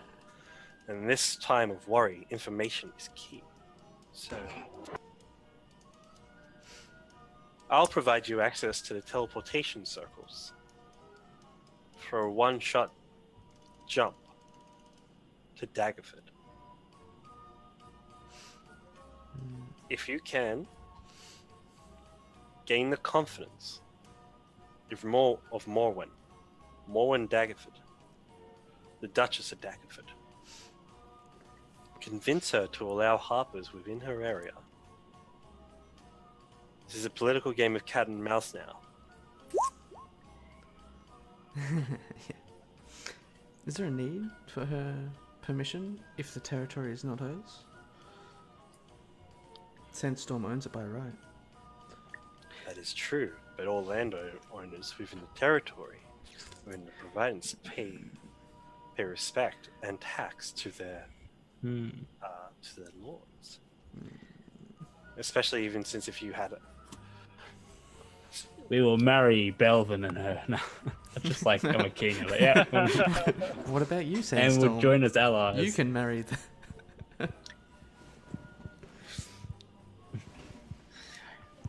I believe we could persuade the Duchess to help us with this. Are you able to rally some of our Harper friend allies to help us raid this castle? There's something in there. Deadly. Give me some time. I should be able to pull something together. Give me half a day. In the meantime, you all still look exhausted. You all look dirty. Feel free to have a bath if you need to. Change your clothes is all yours. Can I like add a game question? Yes. how did I get recruited? Like, whose decision's that? All right. So when you guys arrived first in Waterdeep, there was this halfling, and this halfling was like, said to you guys, also the offer's out there. If any of you guys want to join with the Harpers and become an agent, and you were like, yeah, I'll do it. Wasn't it Leeson? No, it wasn't Leosin. It was Alton, a halfling. Okay. Remember, he was drinking out of a very fine goblet. But Leeson, Leeson is Does a she member. like? Yeah, Leosin approves. Yeah. Approved it. So she, how does she know that I'm part of the group? Like how? Not yet. That's what I was thinking. Yeah, okay. Like, there's usually a lot of faces, and you're someone who's just come through and gone. Well, I didn't realize. So I'm gonna like, can't really rewind, but As a new I member didn't of even the introduce Harpers. myself. Yeah. If you do not know this, I am Sandstorm Watcher, Desert Legend. Oh, no. She looks at you and Another goes, title. "Oh, a watcher." So Leosin did manage to wrangle you in. It was true, Alton. What rumors has he's been spreading? Oh no, rumors. You said that out. Your fur One of- isn't soft. Yeah, your fur. I use Pantene every day. Oh, we can Pantene, tell. the Panther version. Yeah, yeah, Pantene. All right. So she basically says, "Watcher, come with me," and she gets up and goes over to the bookshelf, and then heads on into a small. Opens the door next to the bookshelf and it goes into a small reading room, and sits down across. As you come into this very comfortable room, there's two really high-backed chairs by a fire. There seems to be the same kind of humanoid spectral servants holding up what seems to be platters. Nothing on them yet, but as she sits down, another goblet appears, full of what you can smell wine. As she sits down, she gestures to you to sit as well. There's definitely no tables, right? There is a table. There's 4 books on it, candle stalks. I like am going to grab my tail, and I am literally just gonna stick it in my belt. Tie a belt with your tail. Tighten my belt up. Tie my belt up. My tail's stuck in there. Uncomfortable, but I'm like, and I'm like, deep inside, I'm just like, just trying to be Can't fuck up in front of the calm. boss. Trying to be calm. I'm having a bad day. I have these urges for some reason. I'm just looking, but I'm trying not to. And then I sit down. As you do so, you don't knock anything off the tables, luckily. Good. As she sits down, you sit down, a spectral humanoid form holds down a platter towards you and says, "Servants can get you anything you want. All you have to do is ask." Jesus. Well, I try to be all like not like that. Oh, this is nice. I just sort of just act cool about it, but Thanks, but no thanks. it's fine. Do you have a Milk. what do I drink? Probably like ale. Milk. Milk. Skim or full cream? Milk and Baileys. You got Baileys? You have to drink it like a cat as well. It's like, You got the Baileys? No. I just get an ale, please. And as you say that, a very fine wooden mug appears, wooden tankard appears, just on top of the platter, full of this delicious smelling ale. Very fine hops in it as well. As you pull it in and just drink. Very good blend. A very nice craft beer. And I go to I was never in it for this. In for the good life. No, most of our agents never are. Your joining was never really reported. Completely. So, I've got to ask you this. Are you ready to become a dedicated member to the cause of the Harpers? If it's to create balance, of course. Okay. Then, I would like to present you. And she holds her hand out, and you see that there is a small medallion present on the platter. This dark purple with what seems to be platinum engraving of a harp sitting inside a crescent moon. Next to and you see engraved on the harp, just in this small little medallion, is a candle.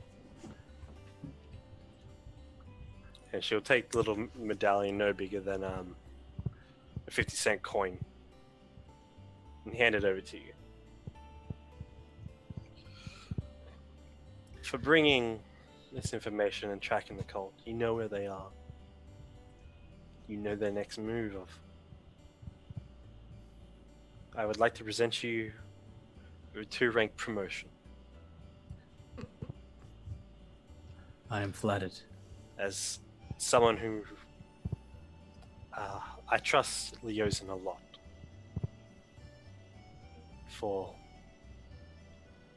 you all to be able to follow and actually do what you said you would do. It means a lot. And so, I'd like to grant you the rank of Bright Candle. Thank you. I don't cat around.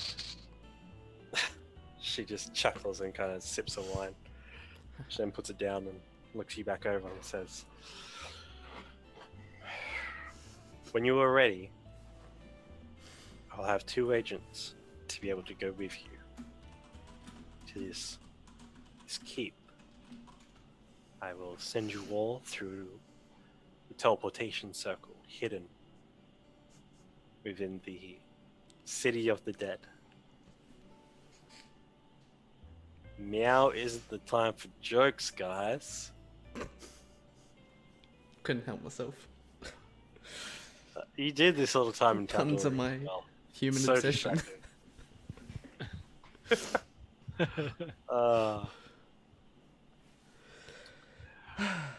Right.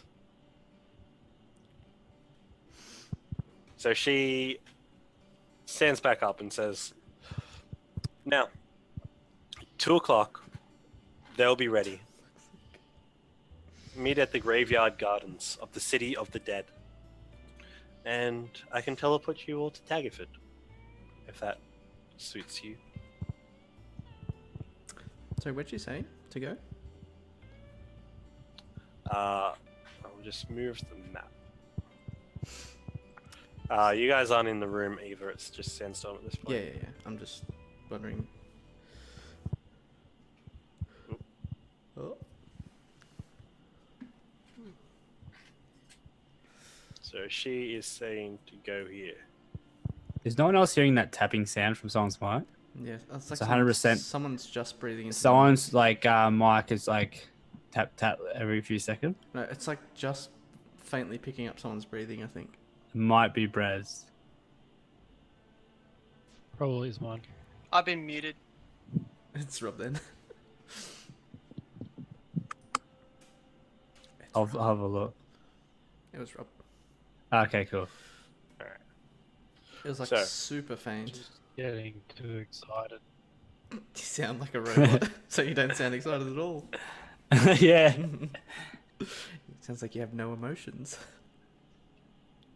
So, I was super excited. full robot. Alright, so she tells you that there is a graveyard that is also a very delicate garden that reminds people of more cherished times on the eastern wall of the city.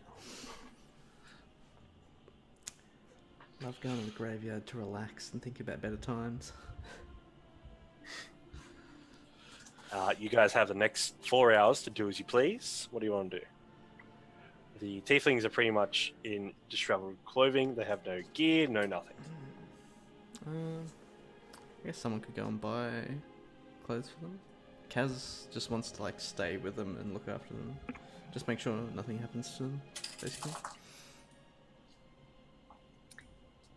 So are those tieflings coming with us? Yeah.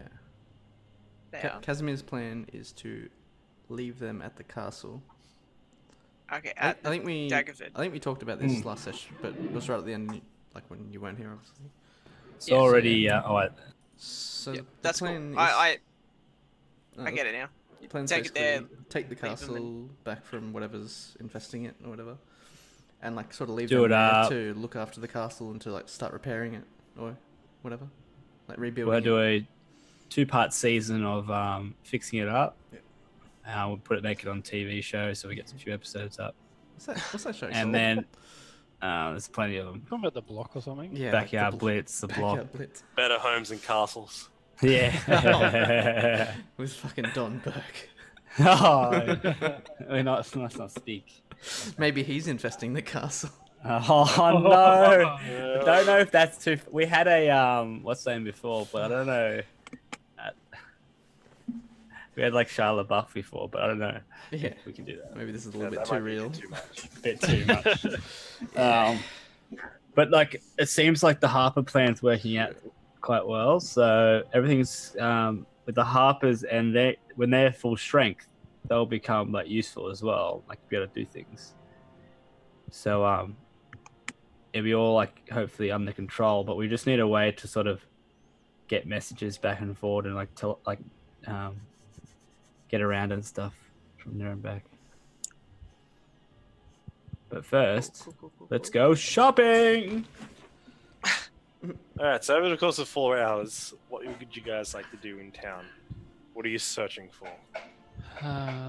Supplies. I'll ask Belvin to get some clothes for the tieflings, because I think he's the most trustworthy with this task. Alright, Sorry, Dad. Yes. Okay. So Because I don't want him to get like fucking bark I clothes. I will do that. I will go in and get new clothing for him. New casual clothes. I also want to get like stock up on like healing potions and stuff like that. Okay. I want to be more well prepared, because I feel like we weren't very prepared for last thing we did. Okay. So make an investigation check, looking around in this kind of richer part of the town. Yeah, you find a lot of noble houses, but you can't really, as you guys are at this nice mansion here. Bareback.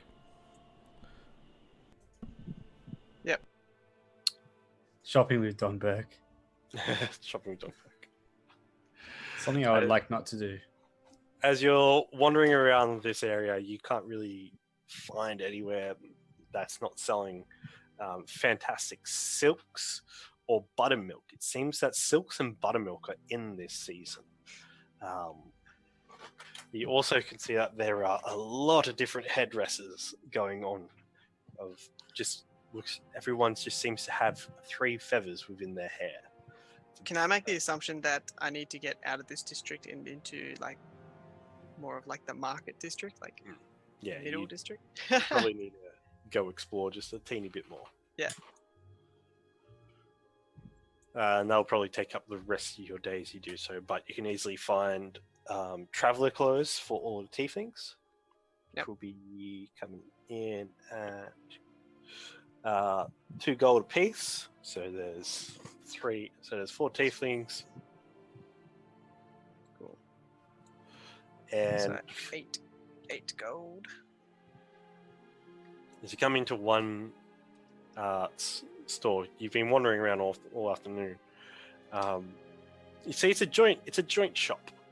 On one side, that there is a alchemist. You can see that there is all these kinds of mosses and flowers and what you can even see is berries just hanging down from out the front of this olden styled store, this brick building. Next to it, you see that there is a brick arch spanning the two buildings, and a little alleyway that goes down between them. And next to that, you see that there is this open space with a little shop front out the front, very open. You hear the ting, ting of hammers ringing from within. Seems to be a joinery or smithy shop.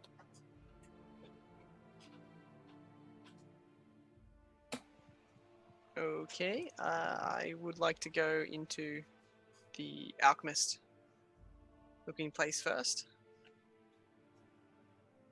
You see a small gnome behind the counter as you're going, how you going?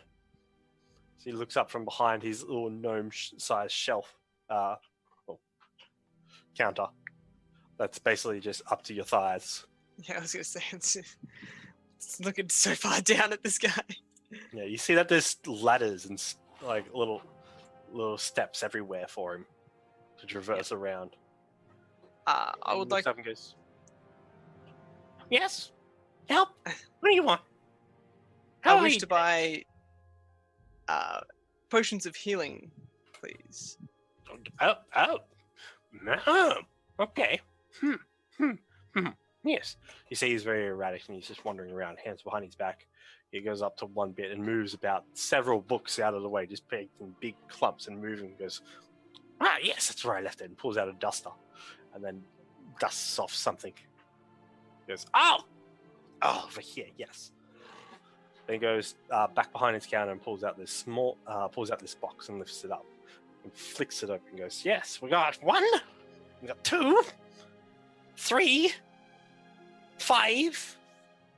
You know, because 2, it's a bigger one. So that's 5. We got 5.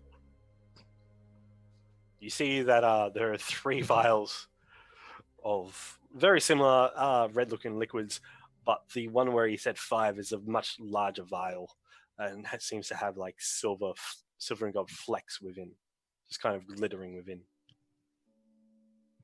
Okay, I will take all of them. Yeah, it's good. That be carry 2. And he like clicks his mind, just like 750 gold.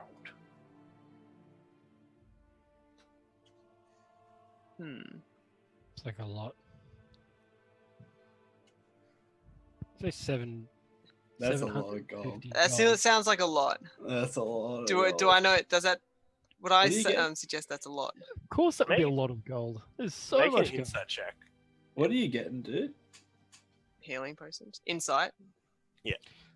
I think from memory, I've paid that's it. like 4 Yeah, gold for. I pay a lot less for that. We've bought healing potions before, and they were heaps less than that. That's what I mean. Punch him. He's erratic. He's old. He seems to be. It seems to be a heavy market. You see that there are several of these chests up on the back walls, empty and open. Probably looks a little low on stock, to be honest. He might. You get the inkling that he either might be, or it's just the way the market is at the moment. Okay.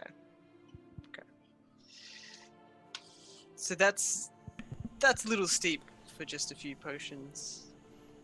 How about I will give you 150 gold. You can have these 3. And he pushes forward the small 3. So the big one's worth 600. Apparently. According to him. I still think he's overcharging a lot. Yes. Well, I think that's about right. Something like Is it? for 3. I don't know. 50 gold pieces seems like a lot for a healing potion.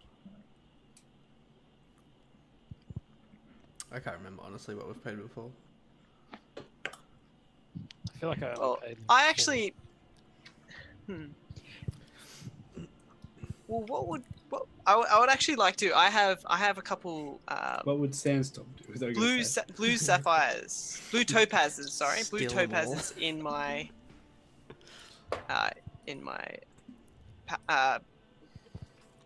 backpack, satchel, whatever. And I pull one out. And I just roll it in my fingers. I'm just like,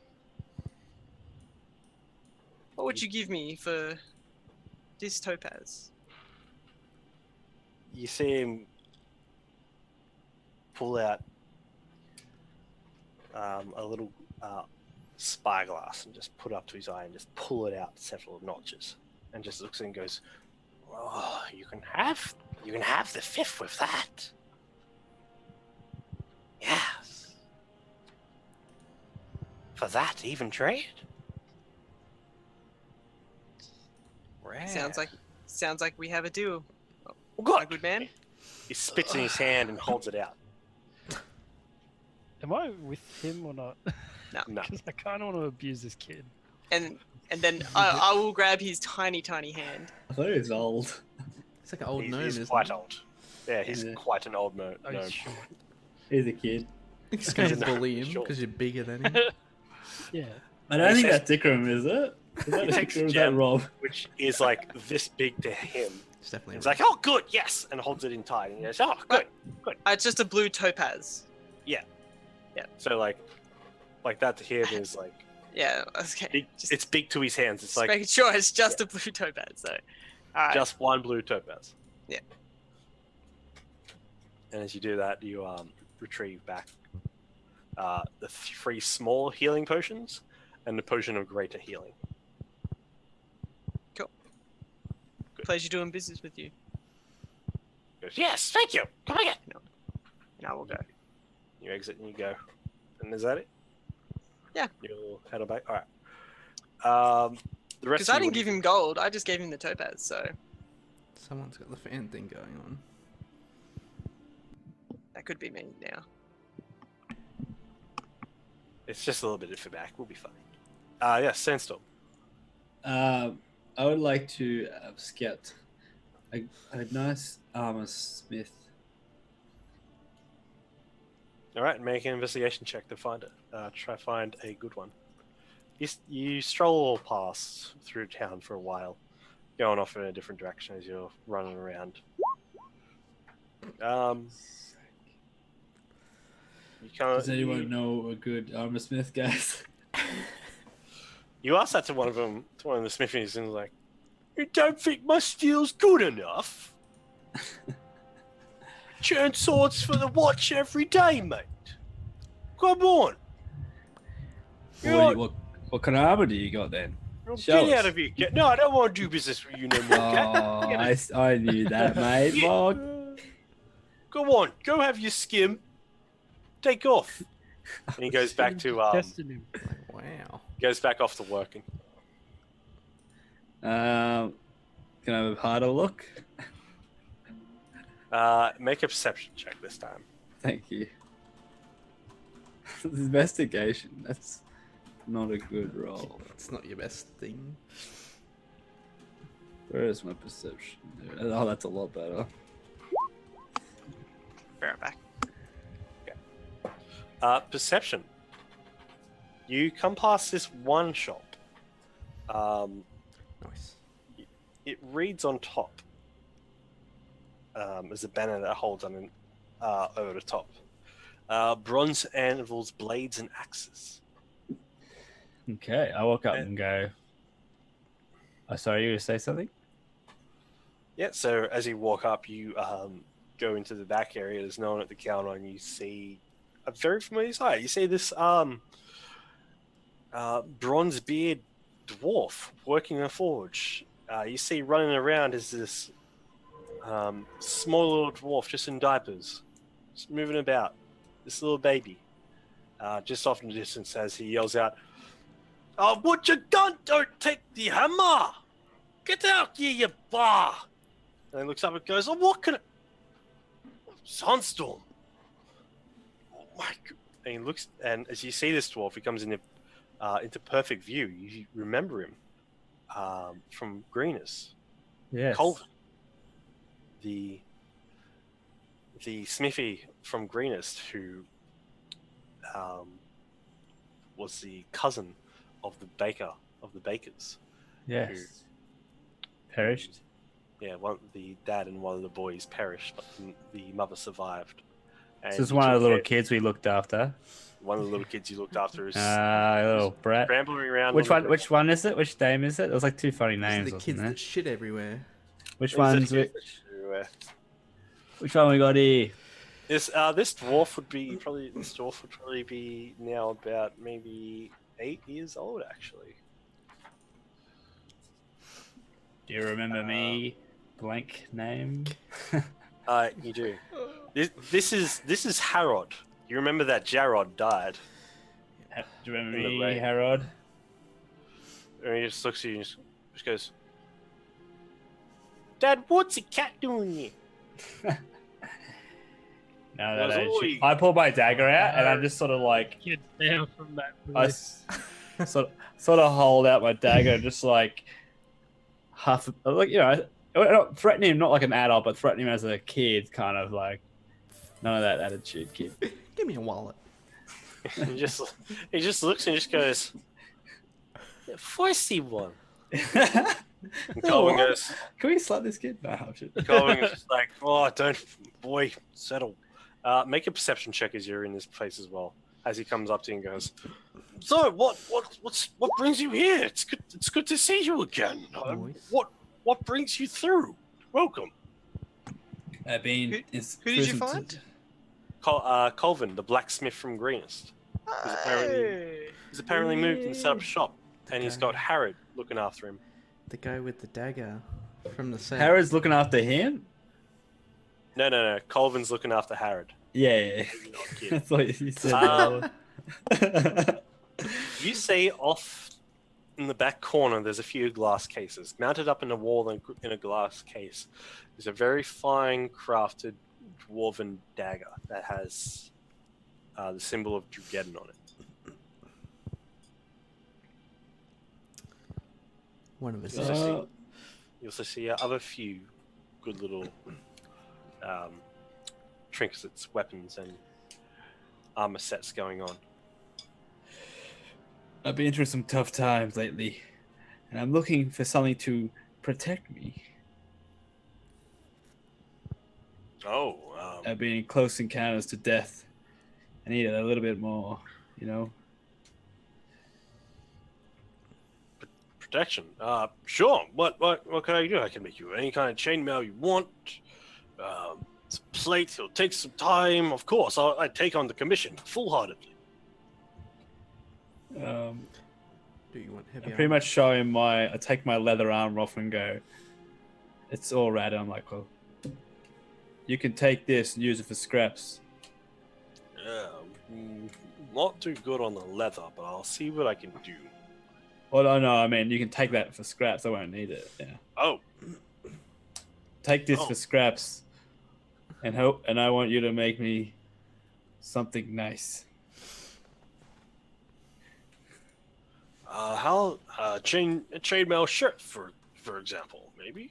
How would that work with my sneaking ability? Oh, you'd be chinking around a little bit. Yeah, they're a bit noisy. Do you think you can get me something that would suit a cat? I don't. We can make it. We could make it to your shape. It will take a while. So, Would that be less sound, make it more discreet? I'm sure we could put a little bit of padding. I mean, if we had the right materials, we should. We could, if we got it. By the Allfather, if we had enough mithril on hand, we'd be able to make some mithril chain. Okay. Is anyone selling mithril around here? No, in Waterdeep it's hard to get any exotic materials exported in. Any of that do is sent straight to the city watch, or the castle, to the nobles, or even get shipped off and away instantly sold. So we usually have to beg and plead to get what important resources we can, and since it's still pretty relatively new, but don't have much. You don't have much, do you? No, I don't. We basically just moved from Greenus and set up shop here. It's good rates. It's fine. It's a new life. Bit safer, I think. Oh, it stinks a bit more. Yes. Remember the weapon set? Yeah.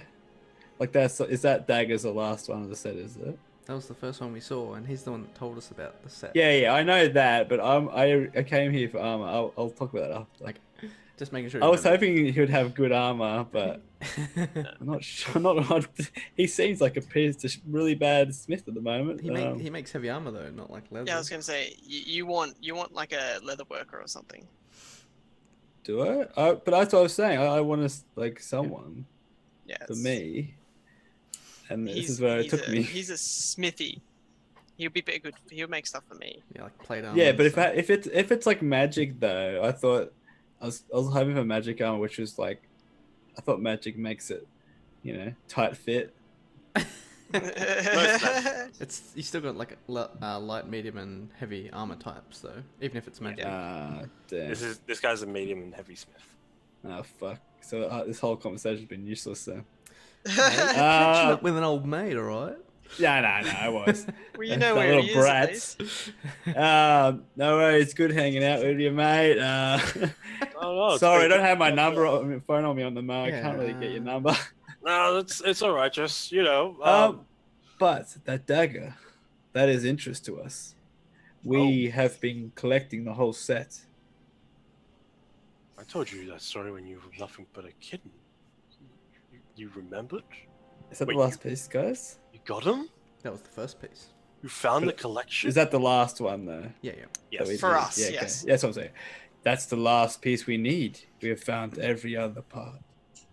He looks at you for a second and just looks up at it and just kind of clenches his fist and looks down and goes, "It's a family treasure. I guess I could part with it." It's not. Imagine it all being together as one whole set.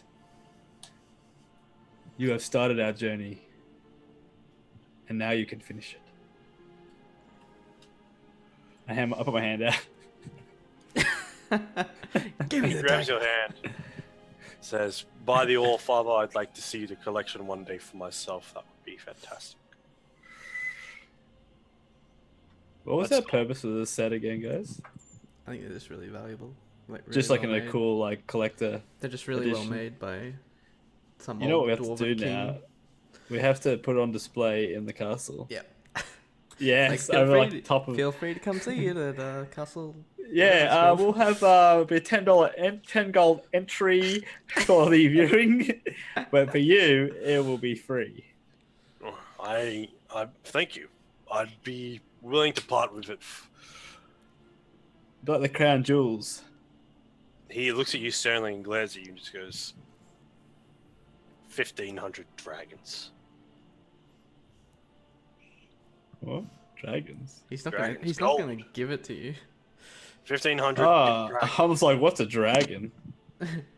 1,500 dragons. Well, Jesus Christ. can I whisper to Casimir? Okay, Kaz, found the dagger. I don't know where Are we you gonna at the split? moment. Are we gonna split it 4 ways? A He's whisper not- with a ring. He's not within 200 feet. Like, this is a He's in massive diff- city. He's in a different plane. Well, can I just assume we're all gonna split it by 4? Sorry. I thought You can assume. I thought we were gonna sell the set. To be honest, unless someone wanted to actually keep it. Yeah, No. you notice Why that. would we sell it? You notice Because they that. need money. That's collect. But like that's what I'm saying. Like we'll make a museum out of it, and people want to see it, dude. Like peasants and stuff will like pay money to see Hey, it. that doesn't sound like a good investment. Why can't we just sell it for a quick hit of cash? Dude, we're gonna make the castle like awesome. It's gonna have Alright. like. Oh, But it'd be cool. Imagine trophies like I don't know. trophy cabinets. I really haven't sorted out how much money I have. I don't have that Like, much really gold think- left because I've been learning spells.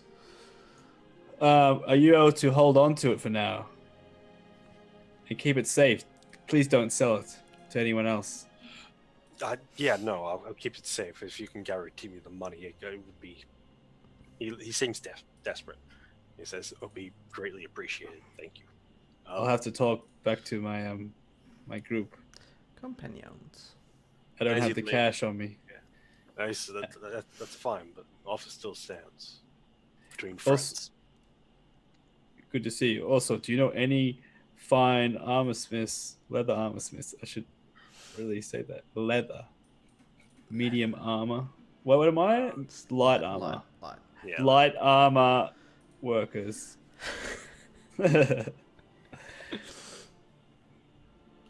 He says, well, head on down to the docks. There's usually a few level workers down there. Even dock wards, there might be a few. Can you mark it on my map, please? Of course. He Thank points you. you in this direction. Ding. Here Perfect. you go, Robbie. It's somewhere in this area. Literally. Good luck. And I'll shake his hand Be right and back. and then go towards the light armor place. What do they call it? What do they call them? Leatherworker. Leathersmiths. Or leather workers. Leather work. Leather.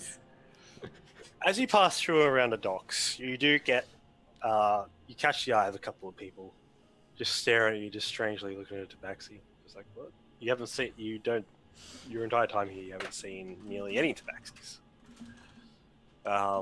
As you pass this one rowdy tavern, there's a lot of cheery sailing music going on from inside, and you see this drunk and kicked out from the front. You see this low-heeled, knee-high boot kick this bastard out straight from down the stairs, spiraling down onto the dirt and into the muck of the ground, and stumbling out in a long white flowing blouse, tri-corner pirate's hat, billowing, kind of a billowing jacket that's been tied around her waist, and just kind of puffy pants. You see this human female, chestnut brown hair that's kind of been dyed gold at the tips due to natural sun exposure, saying as she holds up a tankard, drinks it all, and then smashes it on this guy's head, just breaking the wood, saying, "You dare disrespect my crew again, and I will kill you!" As she stumbles and looks up around, she looks over towards you. You see, it's been nearly a year. It's been nearly 2 years. You see Neva. You're muted. I hear that voice, Look that at shriek, and I know that shriek anywhere. And I turn over, and I just look, and I can't believe it. Does she see me at all? Or? She does. She looks at you. You stand out in the crowd, and you just go. She just looks at you and just leans and just puts a boot into basically this guy's back and just leans on her arm and says, "You better be coming to the party. Are you coming to the party? It's a couple of months away. You better be coming to the party." Party? She kind of just stands up, back up straight, and goes, "You didn't even read the invitation, Alfie, did you?" Oh, right. I forgot. I forgot what time of year it was already. It's been spilled like so long. She kind of rolls her eyes. No wonder I got the best of you. All I remember is what you took from me. You'll get it back. You'll get it back. You're the only one that has bested me. And I'm going to best you again. Now, Yeah, right. when you come to this party, you better be there. You better be there when the party's on. Have you ever heard of the Peninsula of Cholt? No. No? Well, it's near the edges of the world. There's a merchant prince there. He's setting up this party to meet with investors. And my crew has been hired to go for a bit of a treasure hunt. And I was wondering if you'd like to come and figure out. We go and search for these lost ruins. There is a gem that could apparently bring people back from the dead. And we're going to find that. I am quite busy now. I have other responsibilities these days. Well, ancient secrets and old ruins. Mesro, I believe? Mesro Tower? Yeah, something like that. If you don't want to go for a bit of a treasure hunt, that's fine. I'll have the shadows hunt all for myself. But hey, Well, if you say like that, Just I think. just a quick thing. Didn't we hear something about the cult going to Chult to look for some gem? to look for some treasure, yes. Treasure, okay. You don't know the details That of could what they're be- looking could for? be but related.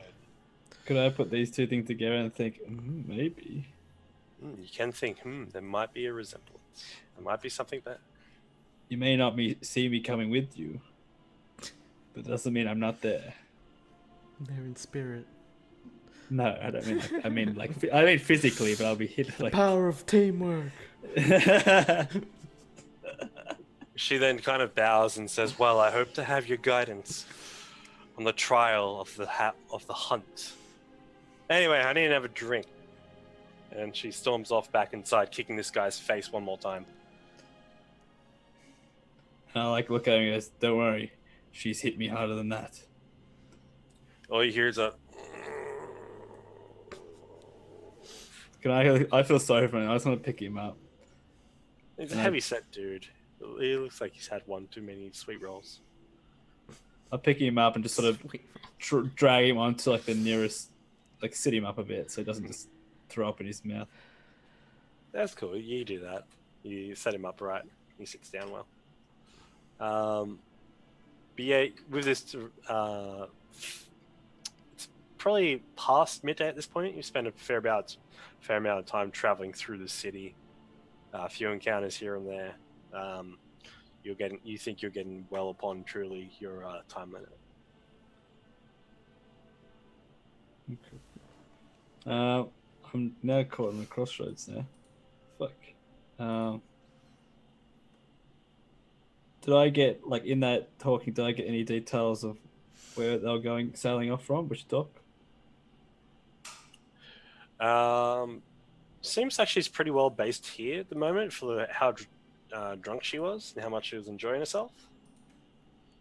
So in 4 months' time, they more than likely might be setting sail.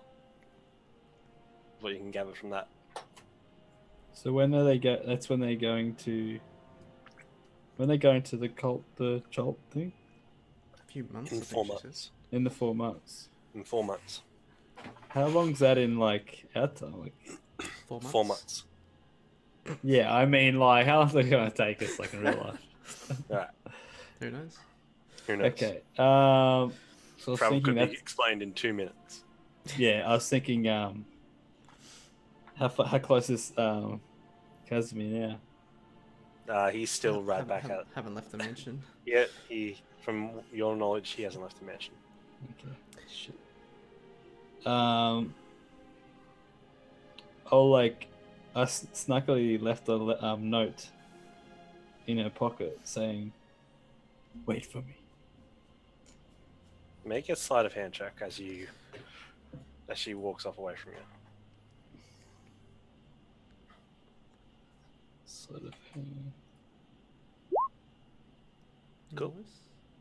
You sneak it right down her, like as she's stepping away, you just quickly slide it right down the leg of her boot. Just nice and easy. It seems to be the easiest place where it's going to catch purchase and be able to hold until she finds it later. Ikram, what are you doing with your day? So basically, I was just going to buy a couple of potions, and was going to ask you, with the the bow I got, can I strap normal arrows to it, or is it only fire magical arrows? Yeah, you can also like throw normal normal arrows into it. Okay, I might also look for like some hardcore like fire arrows or something. Okay, make an investigation check. Not my strong point. Definitely not my strong point. Yeah, unfortunately, you can't find any real magical vendors. The city itself is making you uncomfortable with just how Lack of nature there is. well, yeah, just how compact it all is, how noisy and just chaotic the entire scene is. Just doesn't do you well. But as the afternoon comes to a close, you all end up back in the mansion, I don't find any reconvene. potions either. Oh, with your potions, you actually end up at a flea market, kind of sorts. You find a few dodgy dealers, and they offer them to you for about $75 a pop. Is that just for a potion of healing? Yeah. Do they have any other potion? Oh, any other like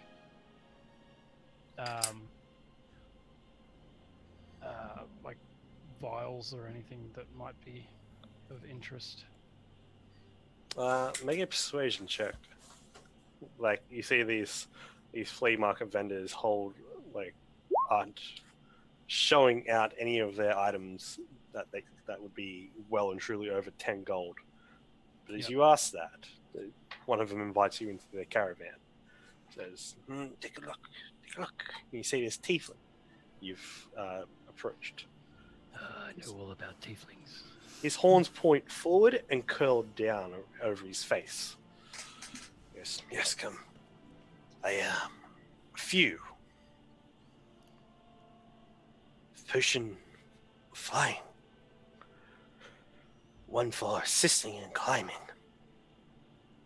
And one of the strength of the hill giant pulled from its sweat. Interesting. Yes. How much is the one of strength? An expensive one. Rare. Well, not rare, but rare to find a potion so commonly. Dangerous work as well to create and craft and just gather materials. For you, friend, I will do 400 gold. Fuck. For which? For Potion of strength. hill giant strength. So what does that sort of give you? The strength of a giant. You're not you haven't really encountered any giants before, so you know giants are big, strong from legends. Yeah. It's a- So like Potion, though. as a general question, is it like strength as in my strength checks, or strength as in I can just pull things and carry things and lift things? It will make your strength ability score that of a giant's for an hour.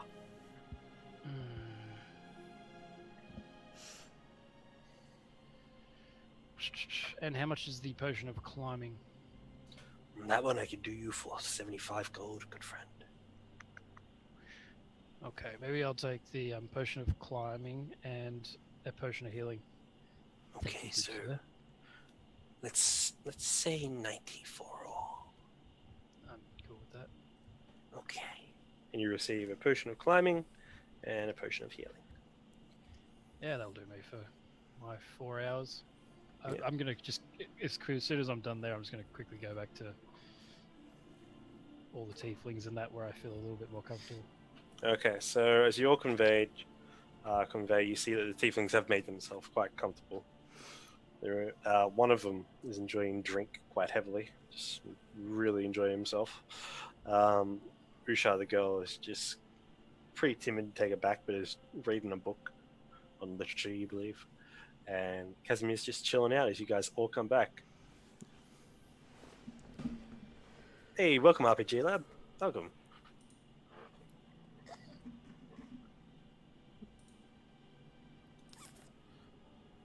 And so as you all come back, Do we all Roll arrive it. at sort of the same time? roughly within the same half an hour.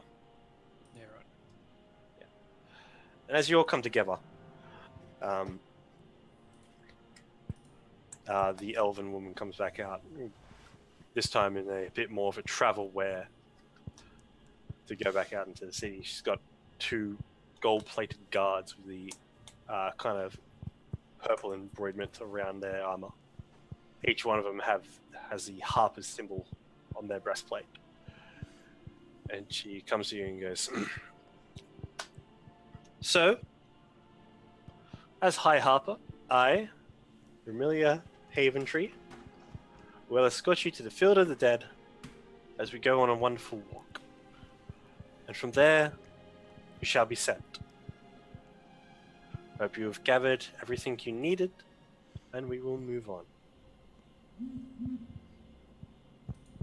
Now, it will be probably in the best interest to maybe convince Morwen to, agree to a political tie-in and allow the Harpers to be active in the area through yourselves. Isn't that right, Bright Candle?" That is right. Such a good spy. And so, as you guys leave her extra-dimensional mansion, heading out into the city, you guys end up... I don't know. Rob's mic. I think it's Rob's, yeah. That's all right. It's just annoying. I'm muted. What? I'm It muted. might be Brad's. Not sure. I was muted too. It's so... like someone's like very lightly blowing on a mic. Yeah. Could be you, Robbie. Could be your fan. I was muted until I unmuted. It could just be Kyle, like while he's talking. Might just I think it might be Kyle, actually, yeah. The DM was the culprit Everyone mute. all along. Everyone mute. Wait, is Kyle muted now? He's testing. Everyone open their mic. Open mics. Welcome to Mic Test 2018. Yeah. And now I can As we hear it brush again over now. these mic quote difficulties, you guys all come to a brilliant, very elegant fields of gardens, statues, and we might as well just mute everyone while going through it. As you come through these beautiful gardens, you see many people are just hanging out, chilling in this park graveyard combination. That is until after about half an hour of walking, just nice and calmly, Tozen and Remilia just having a nice old chat, talking politics, students, and talking in arcane ways and showing and discussing theories about spellcraft. You guys reach a bit of a what seems to be a large tomb. And at the front there seems to be a old man, seems to be heavily cloaked. He's got a bird on his shoulder. And the bird goes, "Hi, Harper!" And the old man stands and grabs an amulet from around his neck and nods. The amulet glows for a second. And you see the domed, the octagonal domed tomb just to the side. One of the walls pull in, grinding against the stone floor, and then shift to the side. And you see behind this 10-foot tall metal and woodwork construct pulling this stone out and pushing it to the side. And there's just a small bead of light from within this construct's helm. It looks like a ogre-sized knight in just this wood metal armor. Seems to just act autonomously. As Remilia takes you inside, you see within the floor small etchings, that of a circle, like you saw within Niete. She instructs you all to stand on and says, "This will deliver you right up front of Daggerford. From there, it's your choice of what you want to do.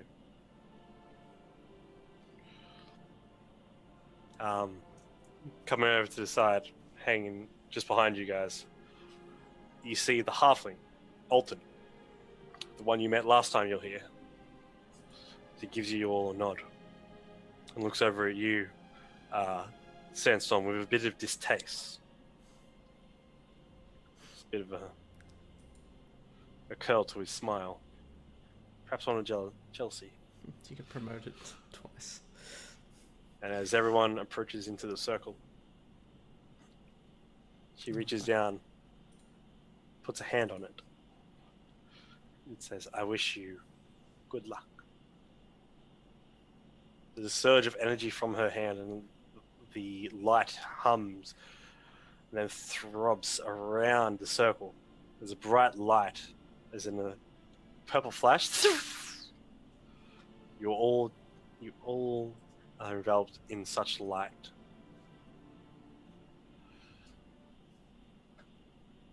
At which time, you come to a small town. You see a stone bridge gaping across to stone walls, high walls. There's a few farmers selling wares out front. You see the hill just beyond the town in the walls that ascends up where Daggerford Keep is kept. You hear the rush of the water and the smell of sea salt. You guys come to the area of Daggerford. Sandstorm. To the west, directly behind where you stand, you get this tugging feeling within your mind. Then you read over the note. Following the river west from Daggerford will lead you to Riverguard Right. Keep. Carl muted everyone, by the way, in case you guys are talking. Yeah. Where exactly am I? You guys are just down here. Ah, down here, yeah. Are we going straight there? Are we ready? Or we need I a think long we rest? should head straight to the keep. We just rested, basically, didn't we? Like in the Yeah, morning. so then you we guys got have, teleported. you guys have had a long rest. Oh, okay. Yeah, I would suggest we go straight there, clear it out, and then come back and then notify the Duchess that we are Put our flag in. Yeah. rightful owners of This is this keep, our and we would town. like to, yeah, At the negotiate end, with her. I want So- to be at the top with the flag. Hire some guards. Yeah, I think get to the keep first. Did she say anything about anyone helping us? You have the halfling with you, Alton. Probably just stab you in the back maybe later. That's the guy that doesn't like me. The guy that recruited you that doesn't like you now.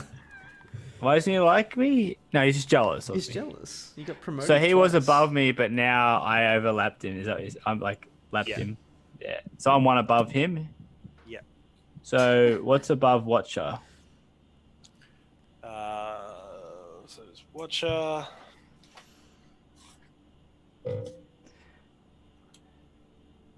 Sorry. Look, in general- like he has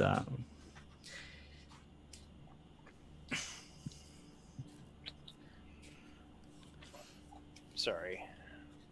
I'm wondering why would I be jealous of this bastard? Cause I'm you gonna got have a to 2-spot wanna- promotion. Yeah. in, I'm like, gonna an have instant. to make him happy that like I'm not really doing it on purpose. Like I'm not trying to get promoted on purpose. I'm just doing stuff and Just being It's good at happening. the job. So yeah. he is a harp shadow, whereas you're a bright candle. Okay. Okay, I'm gonna have to bring him back to my side, I guess. Make a good rapport with him. Yeah. He's 20 bucks, Oh, just working hard, mate. mate. Just buy him lunch a few times and he'll like you. Yeah, make him a few coffees. Alright, so are we just gonna make our way to the Yeah, I think so. Is there any thing. roads, or do we just sort of have to follow the river?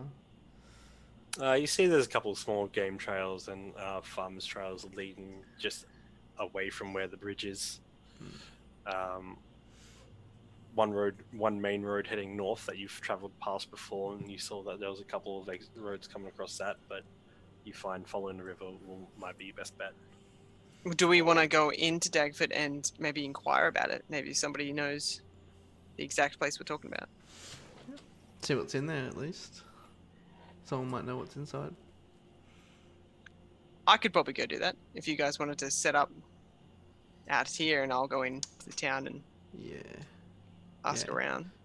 Kaz doesn't want to masquerade around with a group of tieflings, draw attention. Okay. So as you enter the town of Daggerford, you are instantly greeted as soon as you go through the arch gates with the portcullis gate pulled up.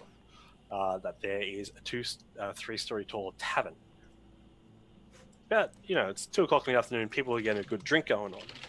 A little bit to your left is the marketplace. You see a few people shopping around and a couple of people packing up their small little stalls. A little bit over, you see just down the road was the temple where you inquired about Talus and got your divination told for her. And there was also the bank, the Sword Coast That's right. Coin Emporium. Because when I inquired about Talus, they said they can feel her presence. Was it north of here? North, yes. Yes.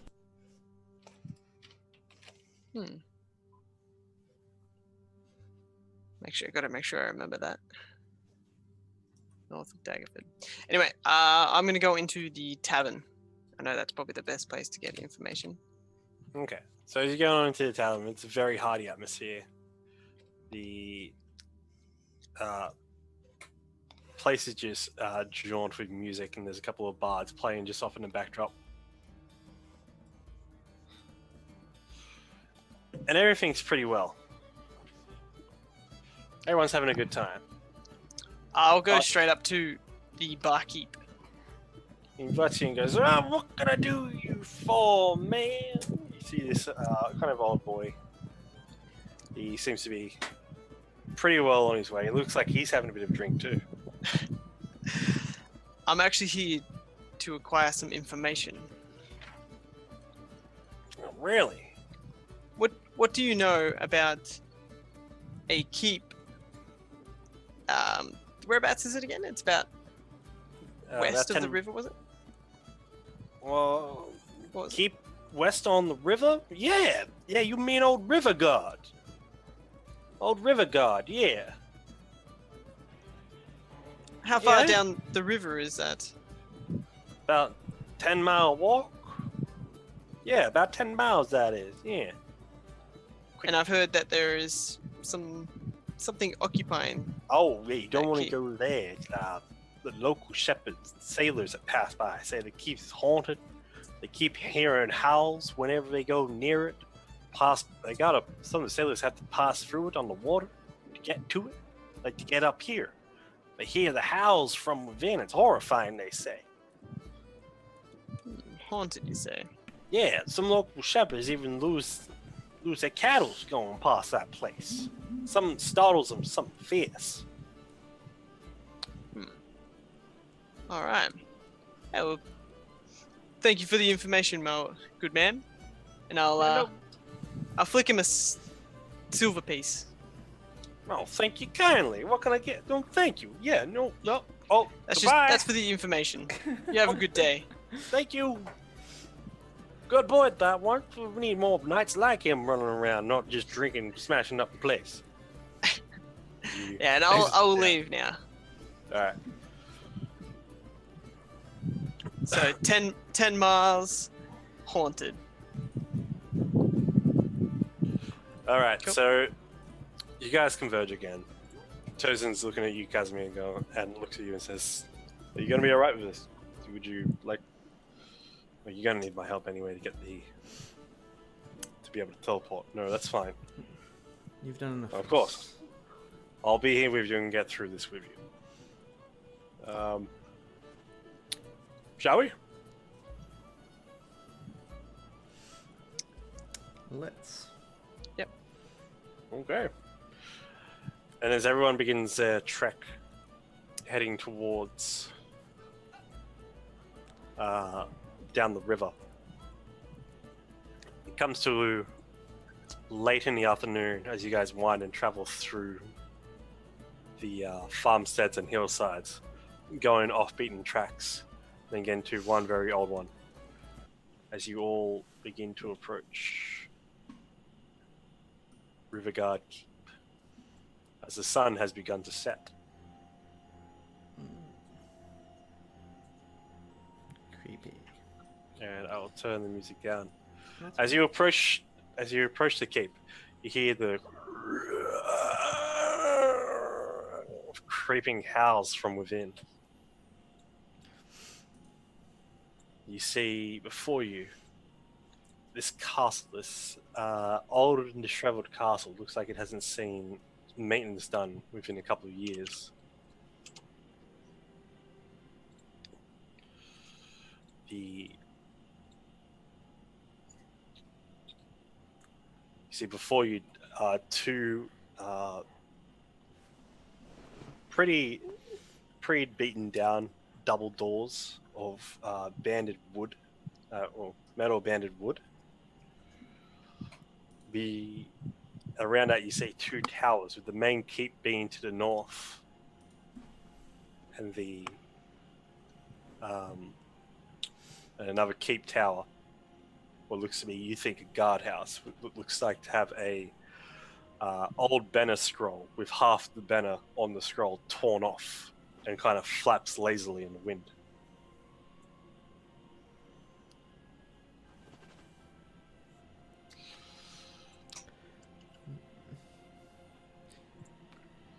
Master Tozen, could I ask you to look after my kin? We'll go and deal with the threat. Of course, I can do that. You see that on the riverbank, another lower tower guards a boat basin as you guys approached. So yeah, you see these two big doors. Is that just right in front of us here? Yeah, you see this two-story gatehouse attached to this round tower where the broken banner was torn off. You see that arrow slits look out onto the ground from where you are, from above. You see the thick timbers reinforced with iron bands. You hear clattering sounds and muffled voices and groans coming from within. I would also like to use Inspiring Leader just before we got to the keep. as well. Okay, so everyone is inspired leader. Pump everybody up to take back this keep. Play Eye of the Tiger on your banjo. Yeah, that's it. Yeah. I'll just do it banging my shield. But yes, everybody gets temporary hit points. And it is... what is it again? It's 9. That's right. No. So everyone gets Scary. 9 temporary hit points. 9 temporary hit point Renos.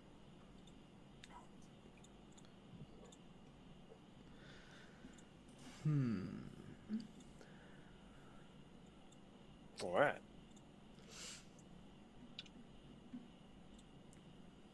So, after giving this speech coming on down, Tozen stands in front of all the Teiflings, readying himself with spells. You guys come to the doors. What do you do? I am going... I'm going to try the doors. Are they open or locked? You get to them. You see two big round handles with kind of lion heads holding them. You go to push against it. They both creak. They both creak open. What you see before you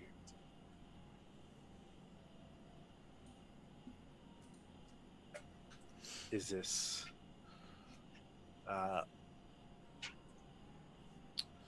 this area within this little gate entrance. You see that there are claw marks brandished all along the stone and up on the walls. Deep claw marks.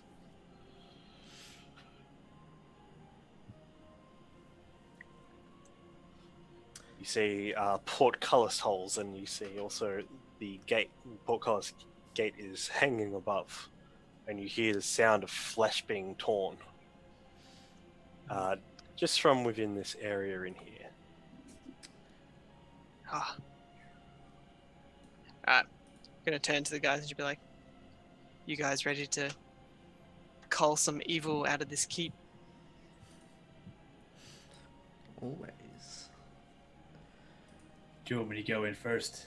Scout the place out. Well, I can definitely hear sounds coming just past, just around the corner up ahead. I'll be able to tell exactly what it Yeah. is. So, Let me go in. I'll use my stealthy skills. Did you? I was gonna say, I was pretty much gonna say, you know the drill, Sandstorm. Yeah, Scout it okay. out. I don't like to declare I'm being stealthy every time. I'm just in pretty case. sure, like, we know how. We've done this a few times now. Have you casted your ability, Ikram? Sorry, say again. No. Your passive out traits, or just? Did you want me to do that, or did you just? 'Cause I didn't know if you were scouting ahead or not. Well, I am. I think I still make sound though. Yeah, this current time as you're going ahead, you're not under the effects of pass without trace. Is that a big deal? Like, how does it do that? Second No. level spell. So- Sorry, I'm just shooting something. Nah. Just gesture to Ikram. Ikram. Is it? Because that means all of us, like Belvin, get it. Like he's main. Yeah, we'll all get it. Ikram, Because if we can do the same thing we did last time, remember that last time? That was let's awesome. go. Let's Yes, we can let's go get together. sneaky. What Gotta time be is it, by the way? Like, sneaky. it's night, isn't it? Yeah. Yeah, It's coming into night, like- isn't it? Yeah, it's like 7 o'clock at night. Can Yeah. Casimir cast major image to make a fog cloud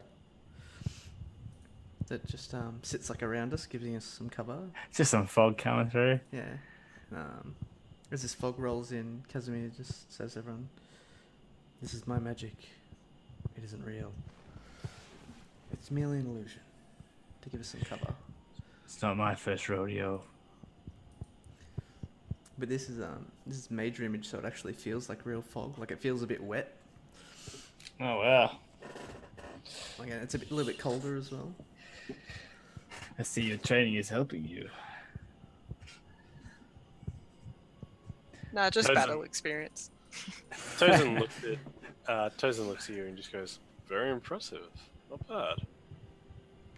Not bad at all." So like, I'll still go at the front anyway. Oh, cool. I'll still go like to the front of the circle because I still can be more stealthy, and then they can maybe Belvin can. Where do you want to go, Belvin? I guess. Well, I mean, let's just go up to this area to see what's going Yeah. on. So come with the fog. Is Come fog. Got to be sneaky. and we all Come have pass fog. without trace on. Yeah. Yeah. So you have plus 10. We Ikram, need the. There we go. And Ikram cast it, yeah. Casimir So can I will move the poke fog around. with us. We're in the fog, and they can't hear us. So, So, Do we still have to roll for it, don't we? Or we're not Yeah, gonna but- bother? We get to plus 10. well, we still roll. Yeah. I think like a 1 will still Still- fail. You go first, Belvin.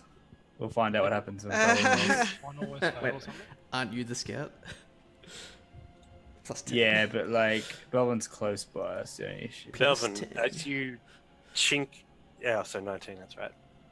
Yeah. Yeah. You're very soft-footed today. Actually, I have rolled a 1, haven't I, in this exact moment? Yeah, you've rolled one before, and it's like, oh shit. And it was over 20 still, wasn't it? Yeah, because Yeah, it was like a plus, 19. plus 11 plus another 10. Yeah, it's actually over 20. Okay, let's not do that again. So I literally can't fail unless I roll a 1. Yeah. Okay. Yeah.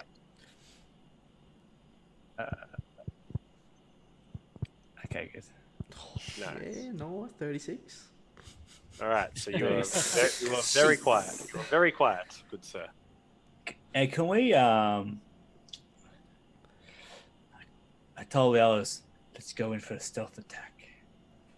So this fog, Luke, if like literally if the fog got on top of them, would they just think it's fog still? Yeah. Well, I mean, what do we see? Well, Yeah. I've What do we- told you guys it's an illusion. at first when he cast it, there was this No. fog. No, he means What can these- mean Sandstorm see? What are these So- dudes? Oh, sorry. Yeah. Alright. So as you two poke your head around, you can see there is a dead humanoid form. You see these two small, hunched-over creatures what seem to be just tearing to the flesh of, Tearing her apart. just tearing her apart. You see these repulsive creatures. They've got this kind of ape-like flesh to them. This pig-like snout and these weird, large, pointed ears. They seem to be about like gnome size or goblin size, and their thick black claws are just tearing into this person. Looks like they're finishing off the meal from another day gone past, and they're just enjoying it and just eating, just slowly. And you can sense something worse. You can smell something worse than death. Like just a foul stench of decay.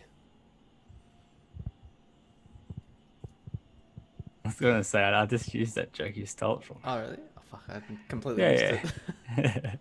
Shit. I said you're tearing me apart. But you don't know I his thought name. it.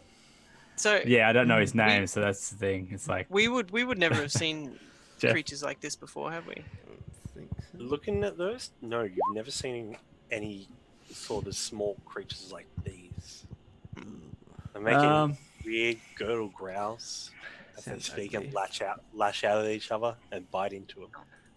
Can I use like a reasoning to realize that if it's bad or good? Like, do I have to roll for that? It's bad. I know, but do I have to roll for that? Or can I Oh just... no, it's Hello, bad. are you friendly?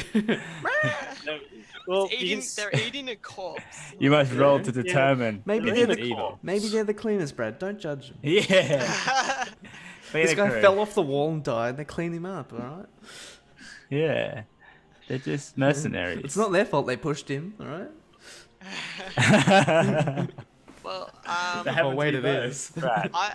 I want to gesture to Sandstorm, if for him to take out the one on the far side, and I'll sneak up behind the one closest to us. Yeah. So if you, And we want Casimir to Yeah, as just the- push the fog up with Yeah, us. as they move in, I'll push the fog over them so they can't see. Okay, we move. as So I like move stealthily as around. possible. Yeah, that's it. That's it. Well, I was thinking Yes. you could shoot a bow at him. No. You should both go. Just... All We're right, using. We're going to use both. Just like assassinate them. all right. I'll roll so another stealth check for you. roll another stealth check as these two. Oh no! See the fog come 20. billowing in, and they're just like. That's a 20 and a They both 37. roll a 4, and they just go back to eating as you two sneak up with the Okay. fog. And now we want to use this, assassination techniques. I don't know if that's the thing. Make your Melvin attack uses roll. sneak attack. You get a... Yeah. so Alright, can so we? you guys both get advantage. So make your attack rolls. I You get your sneak attack. okay. Both daggers out, and I just want to literally just go in the neck. Okay. Right, so Belvin, as you impale your sword through this creature, it pops out from the other Jesus, side, I'll roll. and there's this burning divine light. I need you to roll another 2d10. Ooh.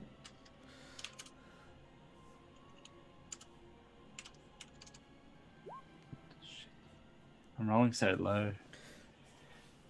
You get sneak attack as well. I used yeah. it. Never mind. It just looks. Sorry, looks weird. just 1d10. You Yeah. want me to re-roll it? No, that's just fine. We'll just go off that 4. It was low enough. I was gonna say I'll probably roll higher with one. Of course. As you pull your sword, out and impale it, you feel nothing but chaos, drama, fear, and pain. As your divine senses go off, it ticks off. You get the feeling of an endless abyss of chaos and creatures out for their own. As your serpent helm, the shielding light is it? The Yeah. sword. Yeah. Yeah, the shielding light awakens to its gaining new power, now tasting the flesh of a demon. Oh shit! So little demon bastards.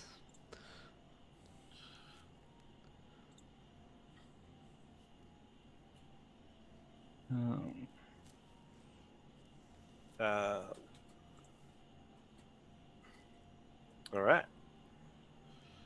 And as the fiend drops, that's not his spell working.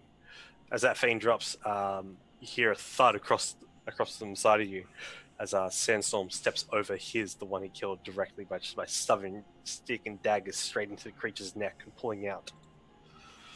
You then hear a coming from the northern main tower of the building.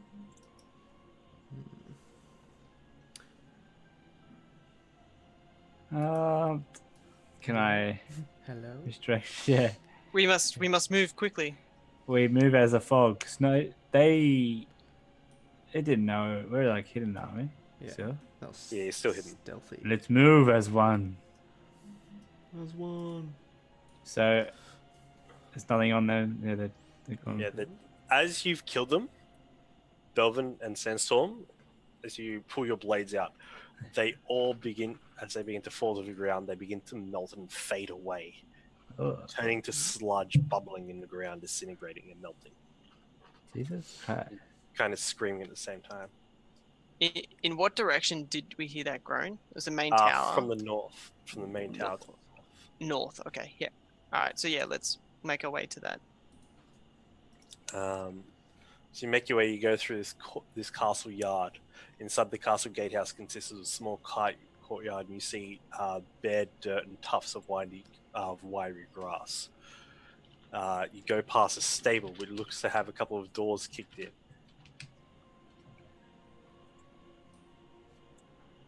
Should be a whole crew there. Got our fans. Okay. Where exactly was that groan? Can we still hear it? So it's the north Make a tower. perception check. Perception it is. All of us or just Sandstorm? You can all if you want to. Let me turn it to normal. So we're still normal perception, not like this scene. Yeah. Yeah. Not extra perception. Ikram, save us. Save us, Ikram. Your only hope. Yeah. Too much pressure. You now. wise old man. He's gonna choke. It's too much pressure. Oh, I didn't choke. Oh. See, I reverse jinxed him. I didn't jinx him. Reversal. Okay, so as the wind begins to howl, no one except for Ikram can hear the grinding of stone, of claw against stone, and a low gurgle growl coming from within the main keep. You can see the outline of this two-story keep just in the mood lighting, well, just in the twilight. You see it about 4 feet up from the ground in front of you. There's a little window slit, and through it you can see what looks to be a large shadowy form, heavy. Where is that, sorry? Like, Where's the window slit? Okay. right here.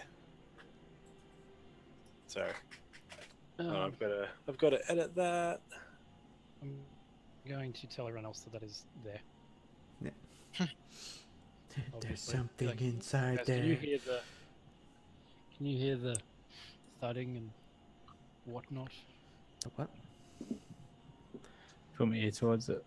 Having had it pointed out, you can now kind of hear it. Okay. Let's push So on let's make- together. Let's make our way inside there. Let's do it. So we have to move around this direction, I'd say, in the corner here. Right. As the fog cloud keeps up with you all, come around the building. You guys can move yourselves. Oh. Yeah, always. I can't move the cloud, so. Oh. You have to move that, Carl. What happened? I moved you, Robbie, instead. Do you have control of me? Yeah. For the vision, you have to give. Oh, yeah. It's a rubbish monster. Oh, someone moved me out of the way. Where did I go? A rubbish Jeez. monster. It's the rubbish monster. Back to the shadow Quick. realm. You see a pile of trash heaped out in front It's of the main groaning. entrance. You see its two large doors have been smashed in from around the corner you see. This one. From inside, you hear the same gurgle growls as you saw those two creatures before you. That's where we need to go. Alright. Is this Avoid just a the normal rubbish trash? pile. Is this a normal rubbish pile? That is Yeah, a normal avoid the- rubbish pile. Avoid the trash pile. Remember last time I we don't touched trust something it. out of the place? Okay. Never trust Does the it look- rubbish pile. Well, go. I mean, how sneaky can we be? Let's just keep being sneaky. Sneakier than a rubbish pile. Walk right past the rubbish pile. Nothing to see here. Oh, I As see. you come to the keep's entrance, Oh shit, I got you. I want us to be like this. There we go. The rubbish pile got Right. him. Okay. So now we can see 1, 2, 3, 4, 5 at least, and there's 1, 2, 3, 4 of us. You Yeah, ready so- for us maneuvers, guys? as you come in, the main keep, you see it's 2 stories tall. These stone stairs on both sides. You look in of this great grand hall. You see that these creatures are billowed with trash. There looks to be like a cattle carcass just over the side. And I'd like everyone to make a perception check as you see inside these creatures. Yay! Oh, do we need to do it again? Nice. Evens out. isn't it? Yeah. There is balance in the Okay. force. I guess you two are opposite today. Wow.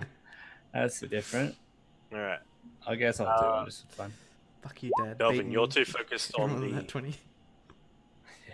You're too focused on the tremor of divine energy coming from your sword to notice. Casimir, you take your eyes off the small fry and look up. Instantly, you see a huge form. 4 arms. 2 very large. 1 mundane human-like set of arms as well. You see this hind leg creature coming between a hallway. You see it's got this white fur that billows down its shoulders and down from its head. You see its head's got these large, pointed, elf-like demonic ears. This dog-like snout protrudes from its face. You see these red glowing eyes as it comes down this hallway. Which direction is that? Over here. Oh, you guys can't fucking see because...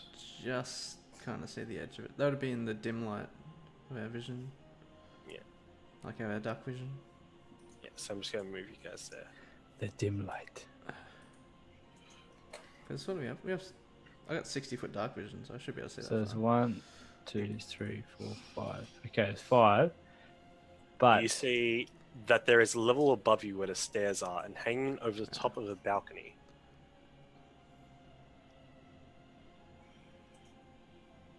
you see this possibly huge creature.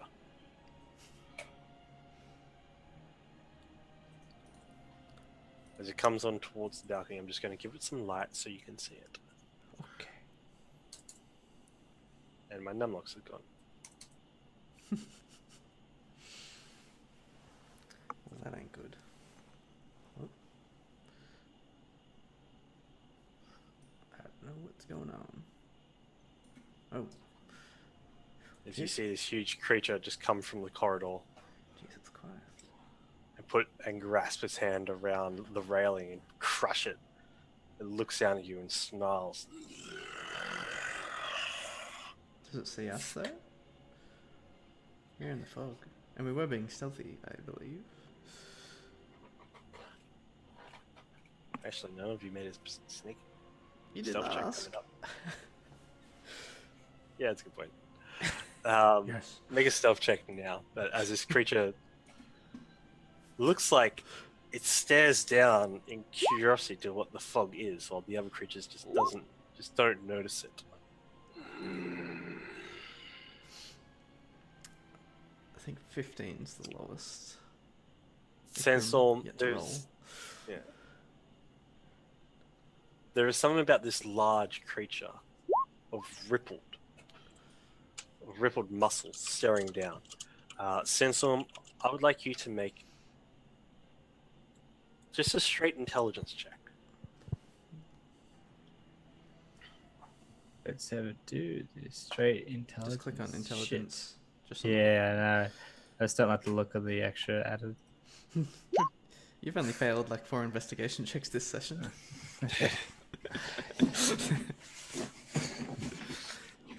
Yeah, it's looking like a midnight end. That's okay though. Uh, Oh yeah, look at the time. you see this large creature. The jewelry around its eyebrow, its earring,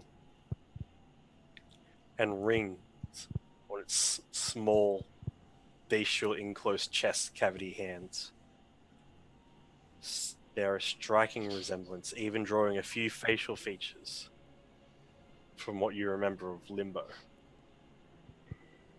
Oh, Creature stares down at you and just No way. snarls down at the What cloud, the curious, fuck. just sniffs.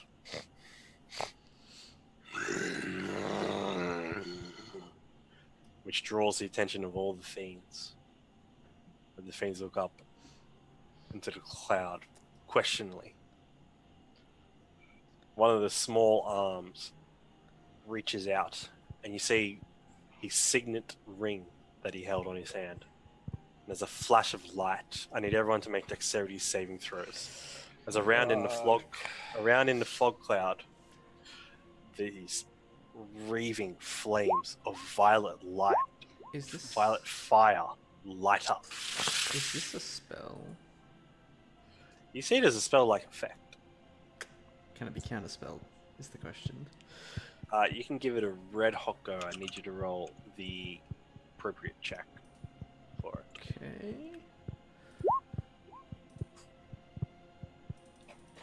Yeah, so roll me a d10. Everybody gets an extra +3 to saving That's throws as well, right. remember? Because of aura protection. Oh, So using your spellcasting ability, make me a check. spellcasting ability. That's just an intelligence check. Yeah. Okay. 21. 21. As the flames wreathe all around you, they are then dissipated instantly, put out, Fuck yeah. and the creature snarls and then jumps down as if something's wrong. Something's horribly wrong. As it bares its claws, it just stares at the fog. Can I move the fog forwards? As the fog billows closer, there's a flash of the red eyes. And an orb of darkness encovers you all. Do I thing when just you casts said it two looks like spells. limbo, This motherfucker. do you does that just register to my head? Go fuck, that's master. It's very much so striking resemblance in his facial features. He's half, And- he's half dark elf complexion And I sort of just like jewelry. do that like that loud that whisper that just bellows through the whole place. I'm like, limbo And after of that like escapes your lips, distress. and as that escapes your lips in this distressed moment, darkness encapsulates you all. And as you stare into the abyss of darkness, we will leave it at that for tonight. Would you say we're in limbo? Until the next episode, which you can catch next week at 8 p.m. Australian Eastern Daylight Savings Time. Be there, be square for the fight against the. Oh no, this demon. is terrifying. There's only one person that I don't know if I could defeat. It's Your like, DC was You 10. got it, mate. oh, You got- master. But yeah, thank you everyone for hanging in with us tonight. It was another long session. I'm sorry to do this to you all again, but you know we got there eventually. Shopping exercise. But yeah, it was all right. It was good. It was an okay session. Hope you all enjoyed. Yeah, we'll be coming back with you next week. Like I said, 8 p.m. Australian Eastern Daylight Time. You can follow me on. You can follow us on Twitter at Dragons Eye Cats. We also have our players, Curfew777, Joygasm, Bonerino, and Boneweave. Boneweave. My bad. And the best of all, we have Proboard. We have as well. We also have a Discord if you want to come and join that. We usually talk a little bit of Dragon Brew throughout the week and just talk nonsense sometimes. Please leave us feedback. Yeah, you can join please. us. All the links are below. We've updated the below panels, so they're a bit easy to read through as well. You can actually read them now, he means. Yeah. So you should be able to find any links you want down below. And till next time, keep rolling 20s. I think we'll send you all off to our good friend Adam Search. He's playing a bit of Dragon's Dogma. So if you want to see some nice little gaming, we'll send you over to him. Thanks for tuning in, everyone. See you later. Yeah. Peace. Goodbye. Bye. Bye.